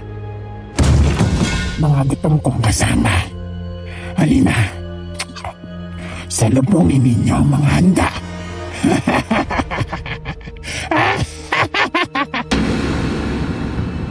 Dumagsa ang ibang aswang at nagsimulang magpista sa bangkay ng mga kawawang biktima, Miss Ligaya. Naayanig ang buong baryo sa nangyari. Pero bago pa lumala ang sitwasyon, may isang kapitbahay na mabilis na tumakbo at nagsumbong sa amin. Agad naming dinala ni Lola ang mutya sa kinaroroonan ng mga nagpipistang aswang. Kasama namin sina Daniel at Mang Gimo. May bitbit silang sibat, itak at buntot pagi.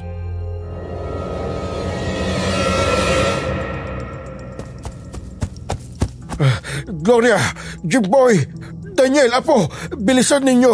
Nasa loob sila ng bahay ni Juancho. Pinatay ng mga aswang ang buong pamilya. Hindi talaga sila titigil sa pagpatay, Lolo. Kailangan na natin silang sugpuin ngayon. Halika na, Apo. Huwag kang matakot. Nasa atin ang mahiwagang mutya. Hindi sila uubra sa hawak nating pangontra. Opo, Lola. Handa na po ako. Pagdating namin sa bahay ng mga biktima, bumungad agad sa amin ang mga nakakasuklam na eksena. Mga aswang na sarap sa mga bangkay na naroon. Pinagpipistahan ng sariwang karne at mga laman loob. At sa gitna nila, naroon si Aling Consa. Nakangisi sa amin habang nilalantakan ng laman loob ng isang dalagita. Nang makita niya kami, lumaki ang kanyang mga mata sa galit. Kayong dalawa na naman. Kayong maglola ang tinik sa lalamunan namin mga aswang. Aba, kilala mo pala kami. Napakawalang hiya mo. Hindi na kayo naawa sa pamilyang ito. Ang mutyang hawak namin ng apo ko ang siyang tatapos sa kasamaan ninyo. Sabay naming nilabas ni Lola ang mahiwagang mutya. Agad itong kumislap at nagpakawala ng nakakasilaw na liwanag na nagpaatras sa mga aswang. Nakita ko ang mga kasama niyang aswang na namimilipit sa matinding sakit habang unti-unting nasusunog ang kanilang balat dahil sa silaw ng liwanag na nagmumula sa mutya. Isa-isang umusok ang katawan ng mga halimaw hanggang sa nagsilabasan ng apoy mula sa kanilang balat. Isa-isang natupok ang mga aswang at naging abo. Jimboy, tumingin ka. Lalo pang nagliliwanag ang mutya sa kamay mo. Oo nga no. Tsaka mas ramdam ko mas malakas ang mutya ngayong gabi. Hindi maaaring mangyari. Hindi ninyo ako kayang talunin. Ako ang pinuno ng mga aswang. Hindi ninyo ako basta mapapatay. Tigilan mo na ang kasamaan mong aswang ka. Hinding-hindi ka mananalo sa liwanag ng mutya. Sinubukan niyang sumugod sa amin, ngunit sa tuwing lalapit siya, tila itinutulak siya ng kapangyarihan ng mutya. Pweste kayong maglola. Saggabal kayo sa amin. Kayo ang peste sa baryo namin. Mga demonyo kayo, walang puso. Ang puso ay para lang sa mahihina. At ikaw, Gimo, dapat matagal na kitang nilapa. Matagal na akong takam na makain ka kahit amoy lupa ka na. Paano mong nalaman ang pangalan ko? Basta kilala kita. Ikaw ang kapitan ng baryong ito. Isang walang kwentang pinuno na hindi man lang kayang ipagtanggol ang kanyang nasasakupan. Kaya ang nararapat sa'yo, gawin na lang kitang pagkain. Ngunit nang tangkain niyang lapitan si Mang Gimo, agad kong itinutok ang mutya sa kanyang mukha. Lumayo ka sa kanya, aswang! Hindi ka makakalapit sa kahit sino! Muling kumislap ang mutya. Mas maliwanag kesa kanina. Napaatras si Aling Concha habang nagsisimulang mapaso ang kanyang balat. Umuusok at nag-aapoy ito. Ngunit hindi pa rin siya tuluyang natutupok.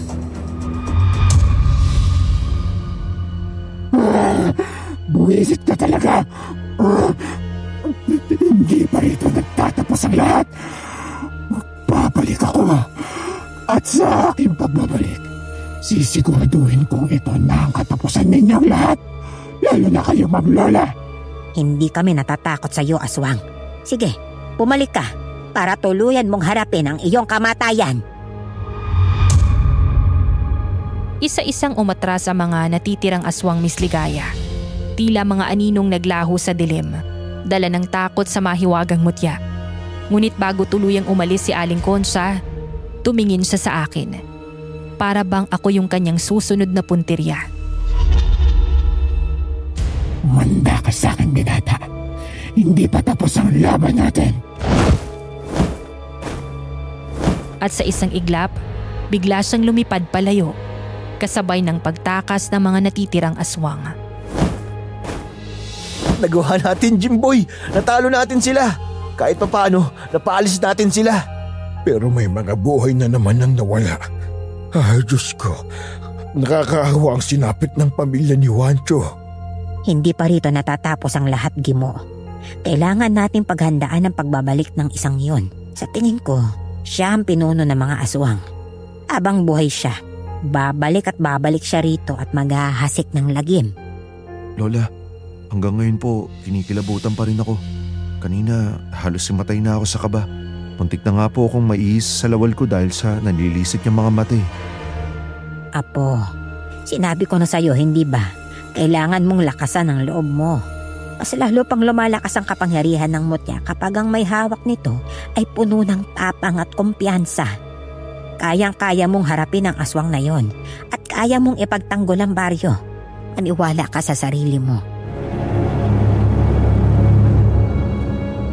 Tumango ako kahit nanginginig pa rin yung kamay ko. Nang gabing yon, natutunan kong hindi lang basta bato yung mutya, kundi apoy ng pag-asa na lumalakas sa tapang ng may hawak. Alam kong darating ang oras na ako mismo ang haharap sa halimaw na yon.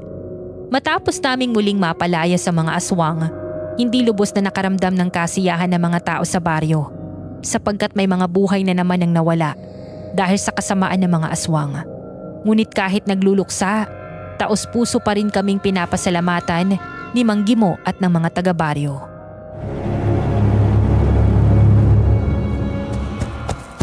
Gloria, Jimboy, maraming salamat uli sa pagligtas ninyo sa baryo. Kung hindi dahil sa inyo, baka wala nang natira sa amin.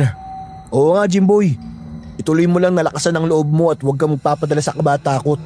Tingnan mo sa susunod, ikaw na mismo ang tatapos sa nakatakas na aswang kanina. Namula ang pisngi ko sa sinabi ni Daniel. Pero bago pa ako makasagot, biglang sumabat si Lola. Huwag muna tayong magpakakampante. Tandaan ninyo, buhay pa ang pinuno ng aswang. Kaya anumang oras ay maaari ulit siyang sumalakay kasama ang iba pa niyang kampon na nakatakas ngayong gabi. Tumango ang mga tao. Sang-ayon sila na hindi pa tapos ang kanilang kalbaryo. Sapagkat buhay pa ang iba pang mga aswang. Lalo na ang pinuno ng mga ito. Kinabukasan, muling dumating si Aling Concha. Nasa anyusang tao, nakasuot ng panluksang damit at may dalang bulaklak at supot na may lamang pagkain. Lumapit siya sa burol ng mga namatay naming kapitbahay. Kunwari ay nakikiramay. Mga kasama, nabalitaan ko ang nangyari. Nakikiramay ako sa pagkawala ng pamilya ni Juancho. Heto, may dala akong mga pagkain at kaunting halaga para sa pagpapalibing. Hindi man ito mapapantayan ang bigat ng pagkawala ng ating mga kasama. Sana ay kahit papaano ay makatulong ito.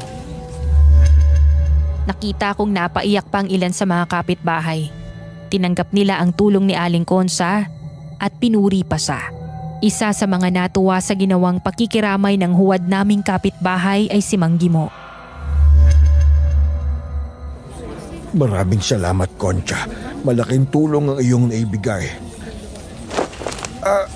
Nasaan ka nga pala noong sumala kayong mga aswang kagabi? Wala ako rito sa baryo, Kapitan. Nasa kabilang bayan ako dahil may dinalaw akong kamag-anak. Ngayong umaga lang ako dumating dito at nabalitaan ko nga kay Carlito at Emong ang nangyari. Ay, kawawa naman ang pamilya ni Juancho. Hindi na naawa ang mga aswang na yun. Dapat sa kanila ay mamatay. Mga demonyo sila.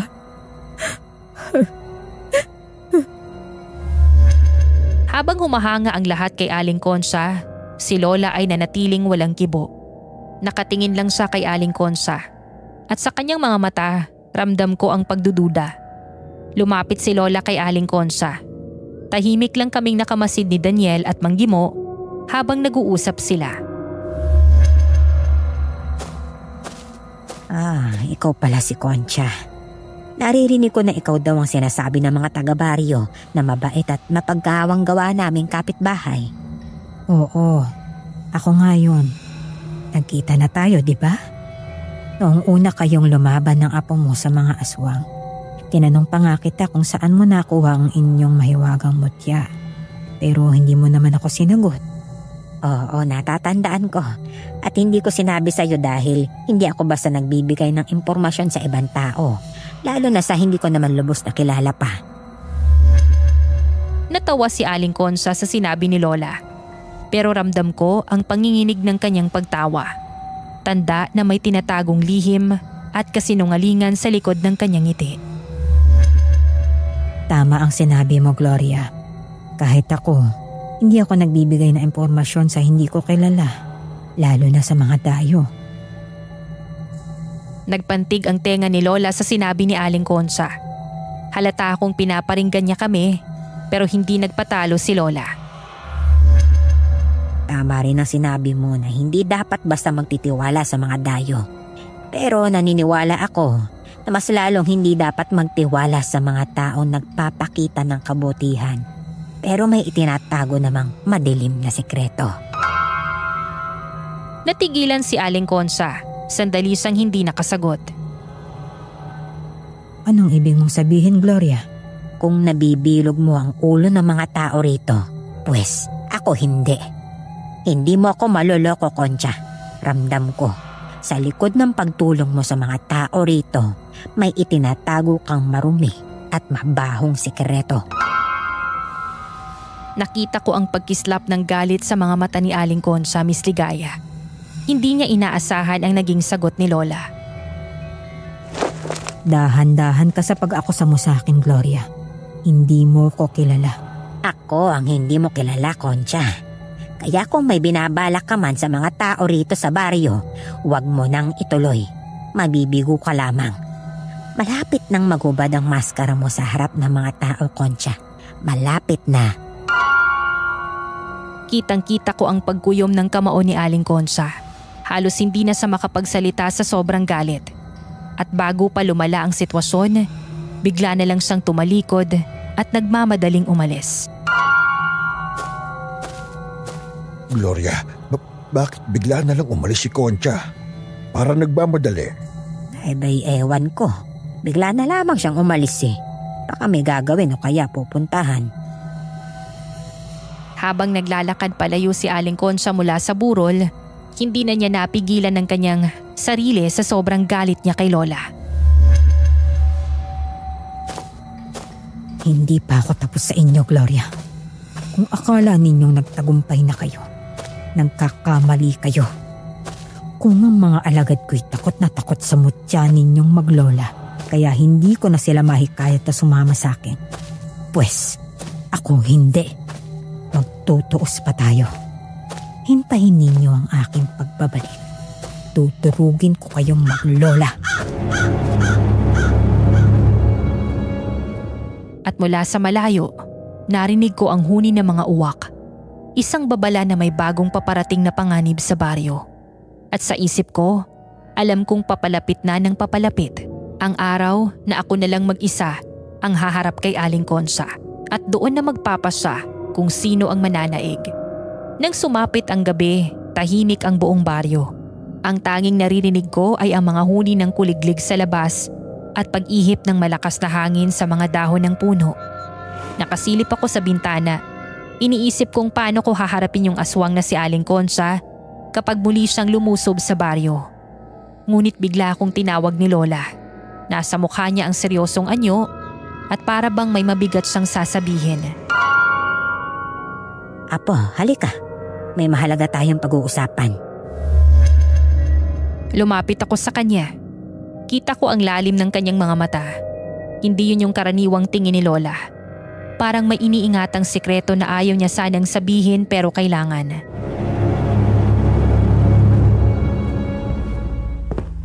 Bakit po, Lola? May problema po ba? Nararamdaman ko, Apo.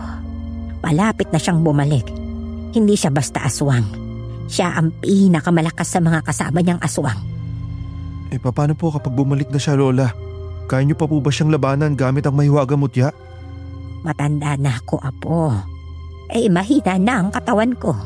Hindi ko maipapangako na kaya ko pang ipagtanggol ang baryo kapag bumalik ang aswang na iyon.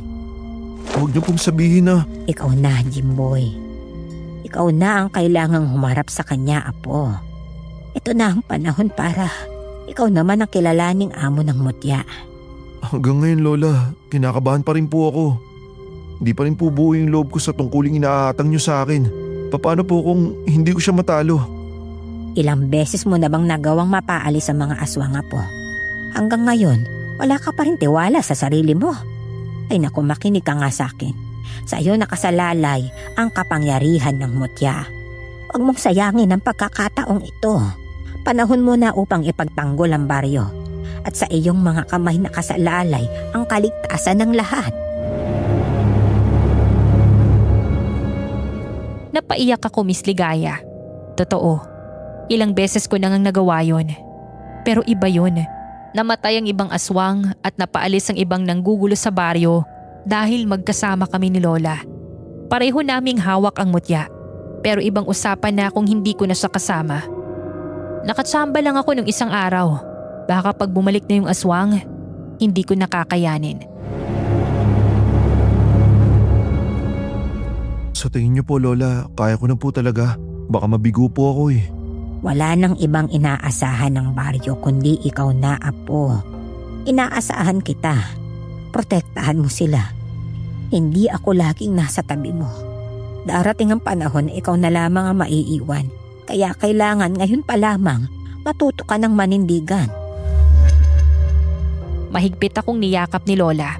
Ramdam ko ang init ng kanyang yakap at ang bigat ng kanyang mga luha na pumapatak sa balikat ko. Hindi ko na rin napigilan ang umiyak. Kailangan mong gawin ito, Apo. Kailangan. Dahil walang ibang gagawa nito kundi ikaw. Lola, bakit po kayo umiiyak? Huwag na po kayong umiyak. Lalakasan ko na po ang loob ko. Gagawin ko po ang makakaya ko para matalo ang halimaw na yun. Lola, ako na pong bahala. Huwag na po kayong umiyak. Alam ko, Apo. Alam kong magagawa mo yan. Malaki ang tiwala ko sa'yo, ha? Hindi ka nag-iisa. Kasama mo ang mutya. At nasa iyo rin ang tapang na nakatago lang dyan sa puso mo. Maniwala ka lang at gagabayan ka nito, ha? Kapag ginamit mo ng tama ang iyong lakas at tapang, walang anumang kampon ng kadiliman ang makatatalo sa iyo. Habang yakap po si Lola, ramdam ko ang tibok ng kanyang puso. Para bang binibigay niya sa akin ang lahat ng lakas na natitira sa kanya. Kung gusto kong mabuhay ang mga tao sa baryo, kung gusto kong maprotektahan ng mas nakararami, kailangan kong lumaban. Lola, nangangako po ako. Kahit anong mangyari, hindi ko po susukuan ng laban. Poprotektahan ko ang baryo. Yan lang ang hiling ko ngayon, Apo. At tandaan mo, kapag dumating ang araw na mawala na ako, ang mutya at ang tapang mo ang magiging gabay mo sa pagprotekta sa baryo. Tumango ako kahit nanginginig pa yung katawan ko. Sa gabing yun, natutunan kong hindi lang tapang ang kailangan sa laban. Kailangan din ng pananampalataya sa sarili, sa pamilya, at sa kinabukasan ng baryo. Habang natutulog si Lola sa tabi ko, gising pa rin ako. Hawak-hawak ko ang mahiwagang mutya. Kumikislap sa dilim. Napapikit ako at nagdasal. Panginoon, bigyan mo po ako ng karagdagang tapang. Huwag niyo po hayaan na manalo ang kasamaan. Gagawin ko po ang lahat para maprotektahan ang mga tao. Tulungan niyo po ako, Panginoon. Pagkatapos kong magdasal, agad akong nakatulog. Lumipas ang 3 gabi na walang aswang na nagparamdam sa baryo. Hanggang isang gabi, pinuntahan kami ni Mang Gimo at Daniel sa bahay at inanyayahan sa isang maliit na salo-salo bilang pasasalamat para sa amin ni Lola.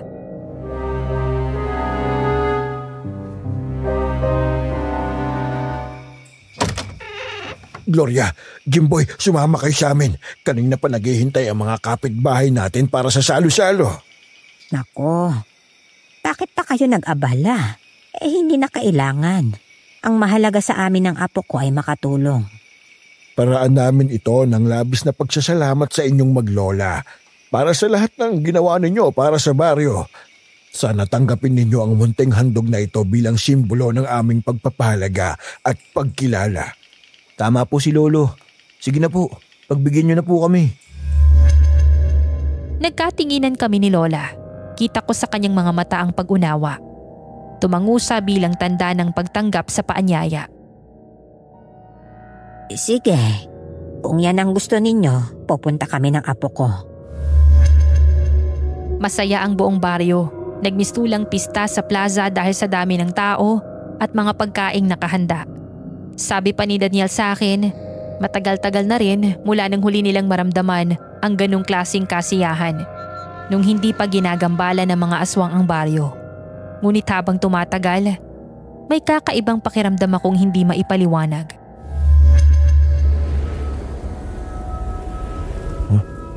Bakit parang kakaibang iip ng hangin sa paligid? Parang may masamang mangyayari.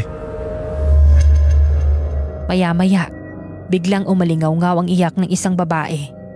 Napalingon ang lahat sa kanyang kinaroroonan at nakita naming humahagulgol siya dahil nawawala daw yung bunso niyang anak. Anong nangyari, Alicia? Kanina lang nakita ko kasama mo pa ang anak mo. Paano siyang biglang nawala? Kanina lang nakita ko pa siyang kumakain ng tinapay at may kasama pa nga siyang iba pang bata. Dahil sa nangyari, nagkagulo ang mga tao. Kita ko ang takot sa kanilang mga mata. Biglang lumapit sa amin si Lola. Seryoso ang mukha. Hindi maganda ang kutob ko, Apo. Ano pong ibig niyo sabihin, Lola? Nararamdaman ko, may mabigat at hindi kaaya-ayang presensya sa paligid. May aswang dito. Ano? Nagbalik na ang mga aswang? Jimboy, Apo, ito na ang sinasabi ko sa'yo. Babalik siya. Ang pinakamatindi sa lahat. Dumating na siya upang gumanti. Ang pinakamalakas na aswang, Lola? Siya na po ba yun? Siya po ba yung nararamdaman niyo? Oo, Apo. Siya na nga. Diyos ko, kung kailan may kasiyahan, saka naman manggugulo ang mga aswang na yan. Bago pa man kami muling makapagsalita, isang malakas na sigaw ang narinig namin sa di kalayuan. Tumakbo ang ilang kapitbahay papunta doon, kaya't sinundan namin sila.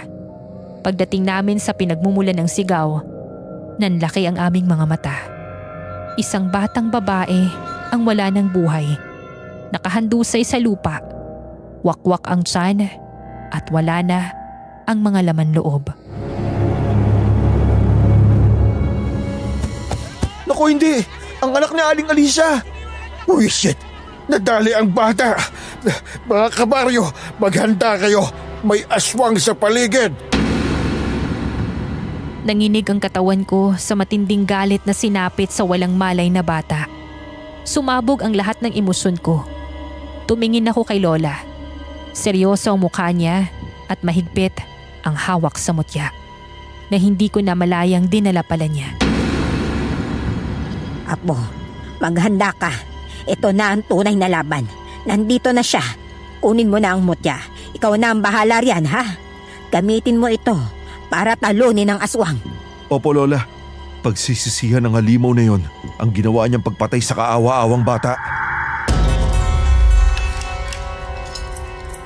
Sa gabing yun, naglaho ang kasayahan ng lahat. Ang baryo na kanina'y puno ng tawanan ay napalitan ng takot at luha.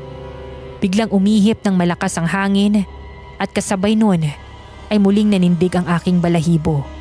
Sa dilim ng gabi, narinig ko na naman ang paggaspas ng malalaking pakpak sa himpapawid. Yung lumilipad na yun ang aswang. Oo nga, aswang yun. Ayun siya, lumilipad sa ere.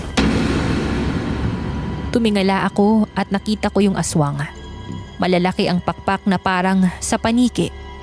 Kulay abo ang balat. Mahahaba ang kuko at matatalas ang ngipin. Namumula ang mga mata na tila apoy. At mula sa bibig nito'y tumutulo ang malapot na laway. Maya-maya, bumaba siya sa lupa. Umangil ng malakas. Tapos nagsalita.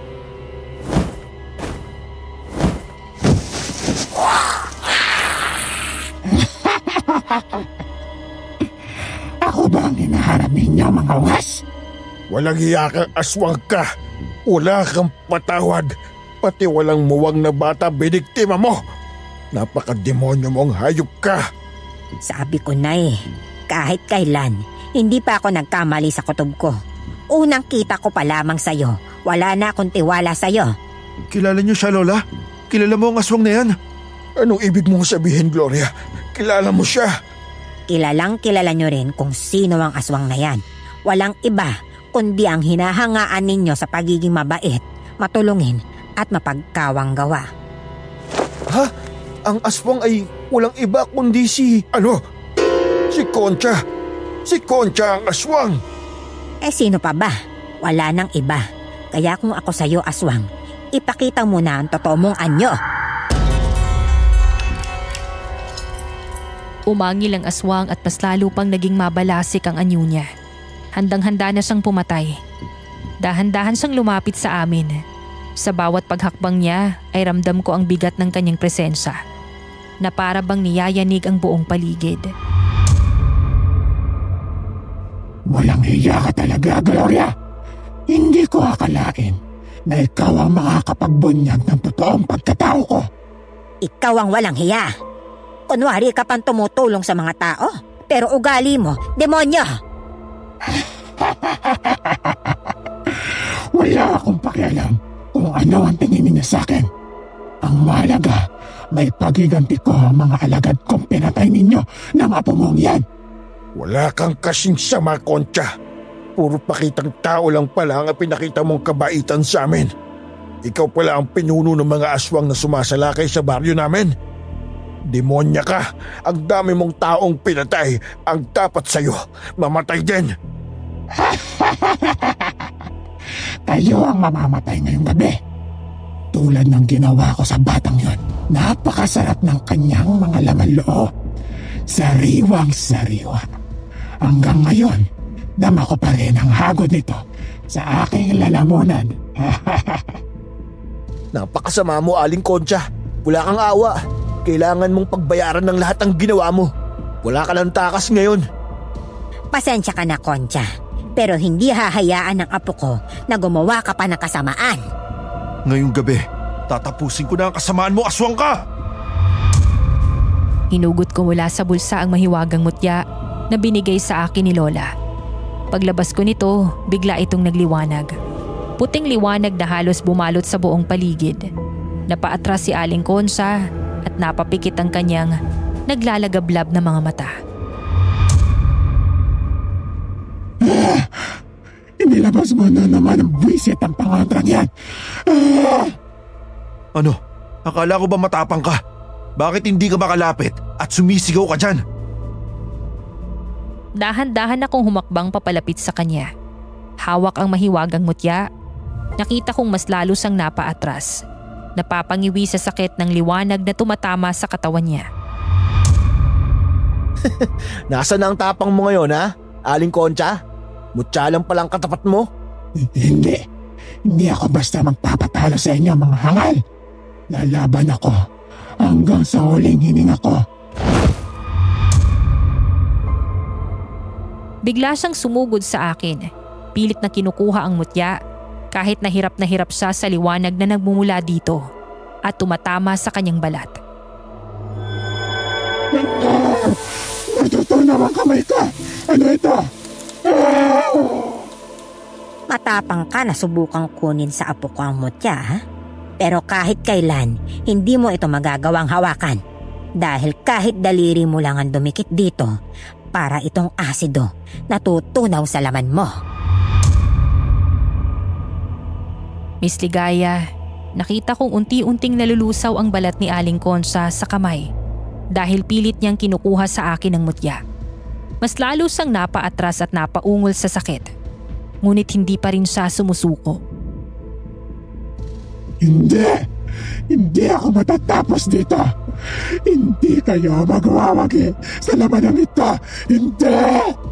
Hindi nauubra ang tapang mo, Aling Concha. Tapos na ang pananakot at panloloko mo sa mga tao sa baryong to. Humigpit ang hawak ko sa mutya at mas lalo pa itong nagliwanag. Ang liwanag ay halos bumalot na sa katawan ng halimaw. Ang sigaw ni Aling Konsa ay umalingaw-ngaw sa buong baryo. Sa gabing yun, nagsimula ang pinakamatinding laban. Muli naming nakaharap ang pinuno ng mga aswang. Ngunit ngayon, ako ang may hawak ng alas at siya ang dehado. Ngunit tila ayaw magpatalo ni Aling Konsa. Muli siyang pumailan lang sa ere gamit ang malalaki niyang pakpak. Mabilis at malakas ang bawat galaw niya. At batid kong ako ang kanyang pakay mula sa itaas. Ramdam ko ang bigat ng kanyang presensya habang siya'y naghahanda sa pagsalakay.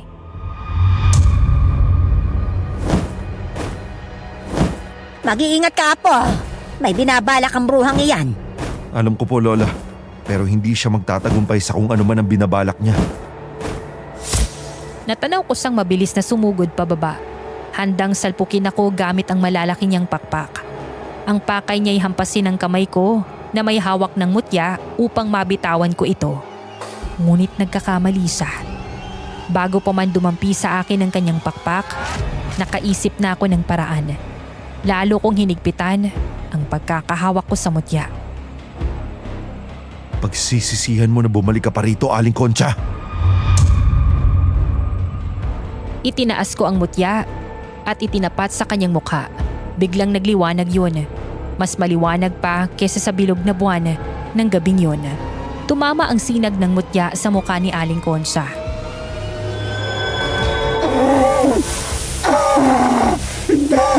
Hindi ito maaari. Nasusunog ako. Ito na ang katapusan mo. Wala ka nang kawala. Apo, itutok mo sa mukha niya ang liwanag ng mutya. Sige na, Apo. Sige pa. Gamit ang aking buong lakas, itinaas ko pa ang mutya. Nagliwanag pa ito ng matindi at ang liwanag ay halos sumabog na. Sa tindi ng sinag, nilamon at natupok ng liwanag ng mutya ang buong katawan ni Aling Konsa. Hindi ako maaaring matalo. Hindi.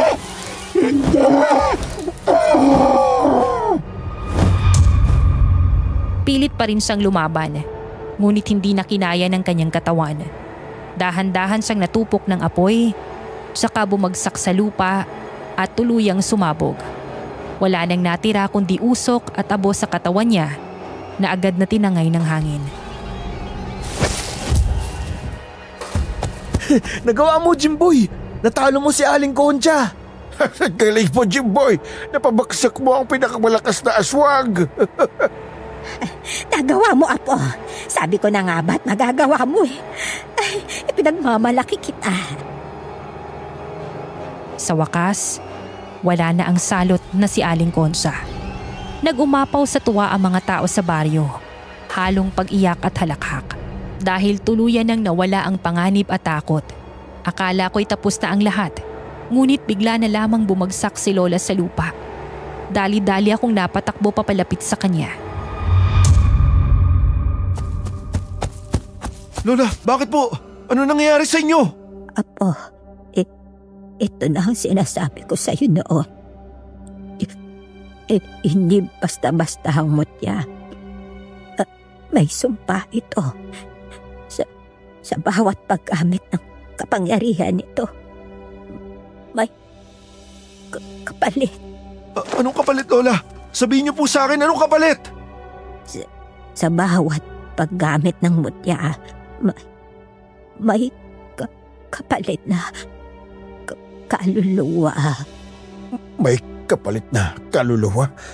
Anong ibig mong sabihin, Gloria? Pilit pa ring ipinaliwanag ni Lola ang revelasyong isiniwalat niya sa amin kahit halos maubos na ang kanyang natitirang lakas. Ang mutya ay nilikha upang labanan at puksain ang kasamaan. Ngunit ang bawat lakas na binibigay nito ay may kapalit. Kailangan nitong kumuha ng kaluluwa bilang kabayaran. Dahil ilang ulit ko nang ginamit ang mutya. Ang kaluluwa ko ang siyang magiging kapalit. Pero huwag kang mag-alala, Apo. Ha? Isang kaluluwa lang ang kukunin. At wala nang pasanot. Kaya't huwag mong ipag-alala na pati ang iyong kaluluwa ay kukunin din ng mutya. Bakit hindi niyo agad sinabi sa akin yan, Lola? Bakit? Kumawala ka dahil sa mutya. Hindi ko na sana ito ginamit.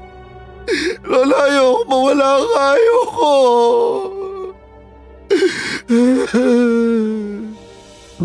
Kung sinabi ko sa iyo, baka hindi ka nagkaroon ng tapang para gamitin ang mutya para tulungan ang mga tao rito sa baryo. At kung ako ang magdala ng bigat na iyon, hindi mo kailangang pasanin ang sumpa ng mutya. Pinili kong itago sa iyo ang tungkol dito. Dahil ayokong mawala na naman ang lakas ng loob at tapang mo para harapin ang pangaalagad ng kasamaan.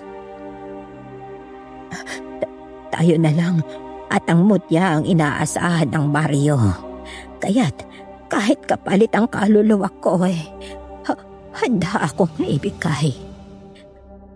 Basta't manatili kang matatag, Apo.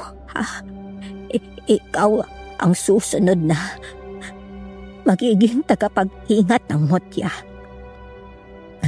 Ipagpatuloy mo ang laban para sa mga taong nakapaligid sa iyo. Para sa kabutihan at para sa kinabukasan. Nanginginig ang aking katawan sa mga sandaling yun at hindi ko matanggap ang mga salitang narinig ko galing sa kanya, Miss Ligaya. Lalo pang nanghina si Lola. Ipinikit niya ang kanyang mga mata at unti-unting humina ang kanyang boses. Hanggang dito na lamang ako, Apo. Palagi mong tatandaan. Mahal na mahal kita.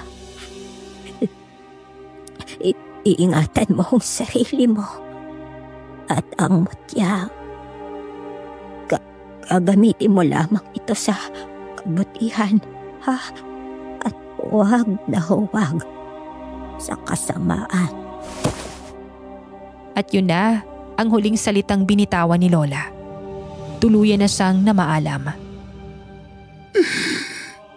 Lola! Huwag mo muna akong iwan, Lola! Lola!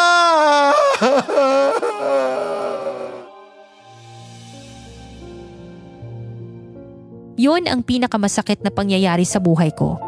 Ang mawala ng taong nag-aruga at nagmahal sa akin, Miss Ligaya. Ngunit kahit napakasakit, kailangan kong magpatuloy. Mula noon, ako na ang naging tagapag-ingat ng mutya. At simula nang mamatay si Aling Consa, wala nang aswang ang nagtangkang manggulo sa aming baryo. Nagmagandang loob sina Mang Gimo at si Daniel, kaya doon na ako tumira sa kanilang bahay. Tinanggap ko yun dahil tuwing naaalala ko ang bahay namin ni Lola, lalo lamang akong nalulungkot. Tinuring akong anak ni Mang Gimo at si Daniel na maitinuring ko ding kapatid. Sa ngayon, payapa ang aming baryo. Ngunit kung muling dumating ang panganib, hindi ako magdadalawang isip na gamitin ang mutya.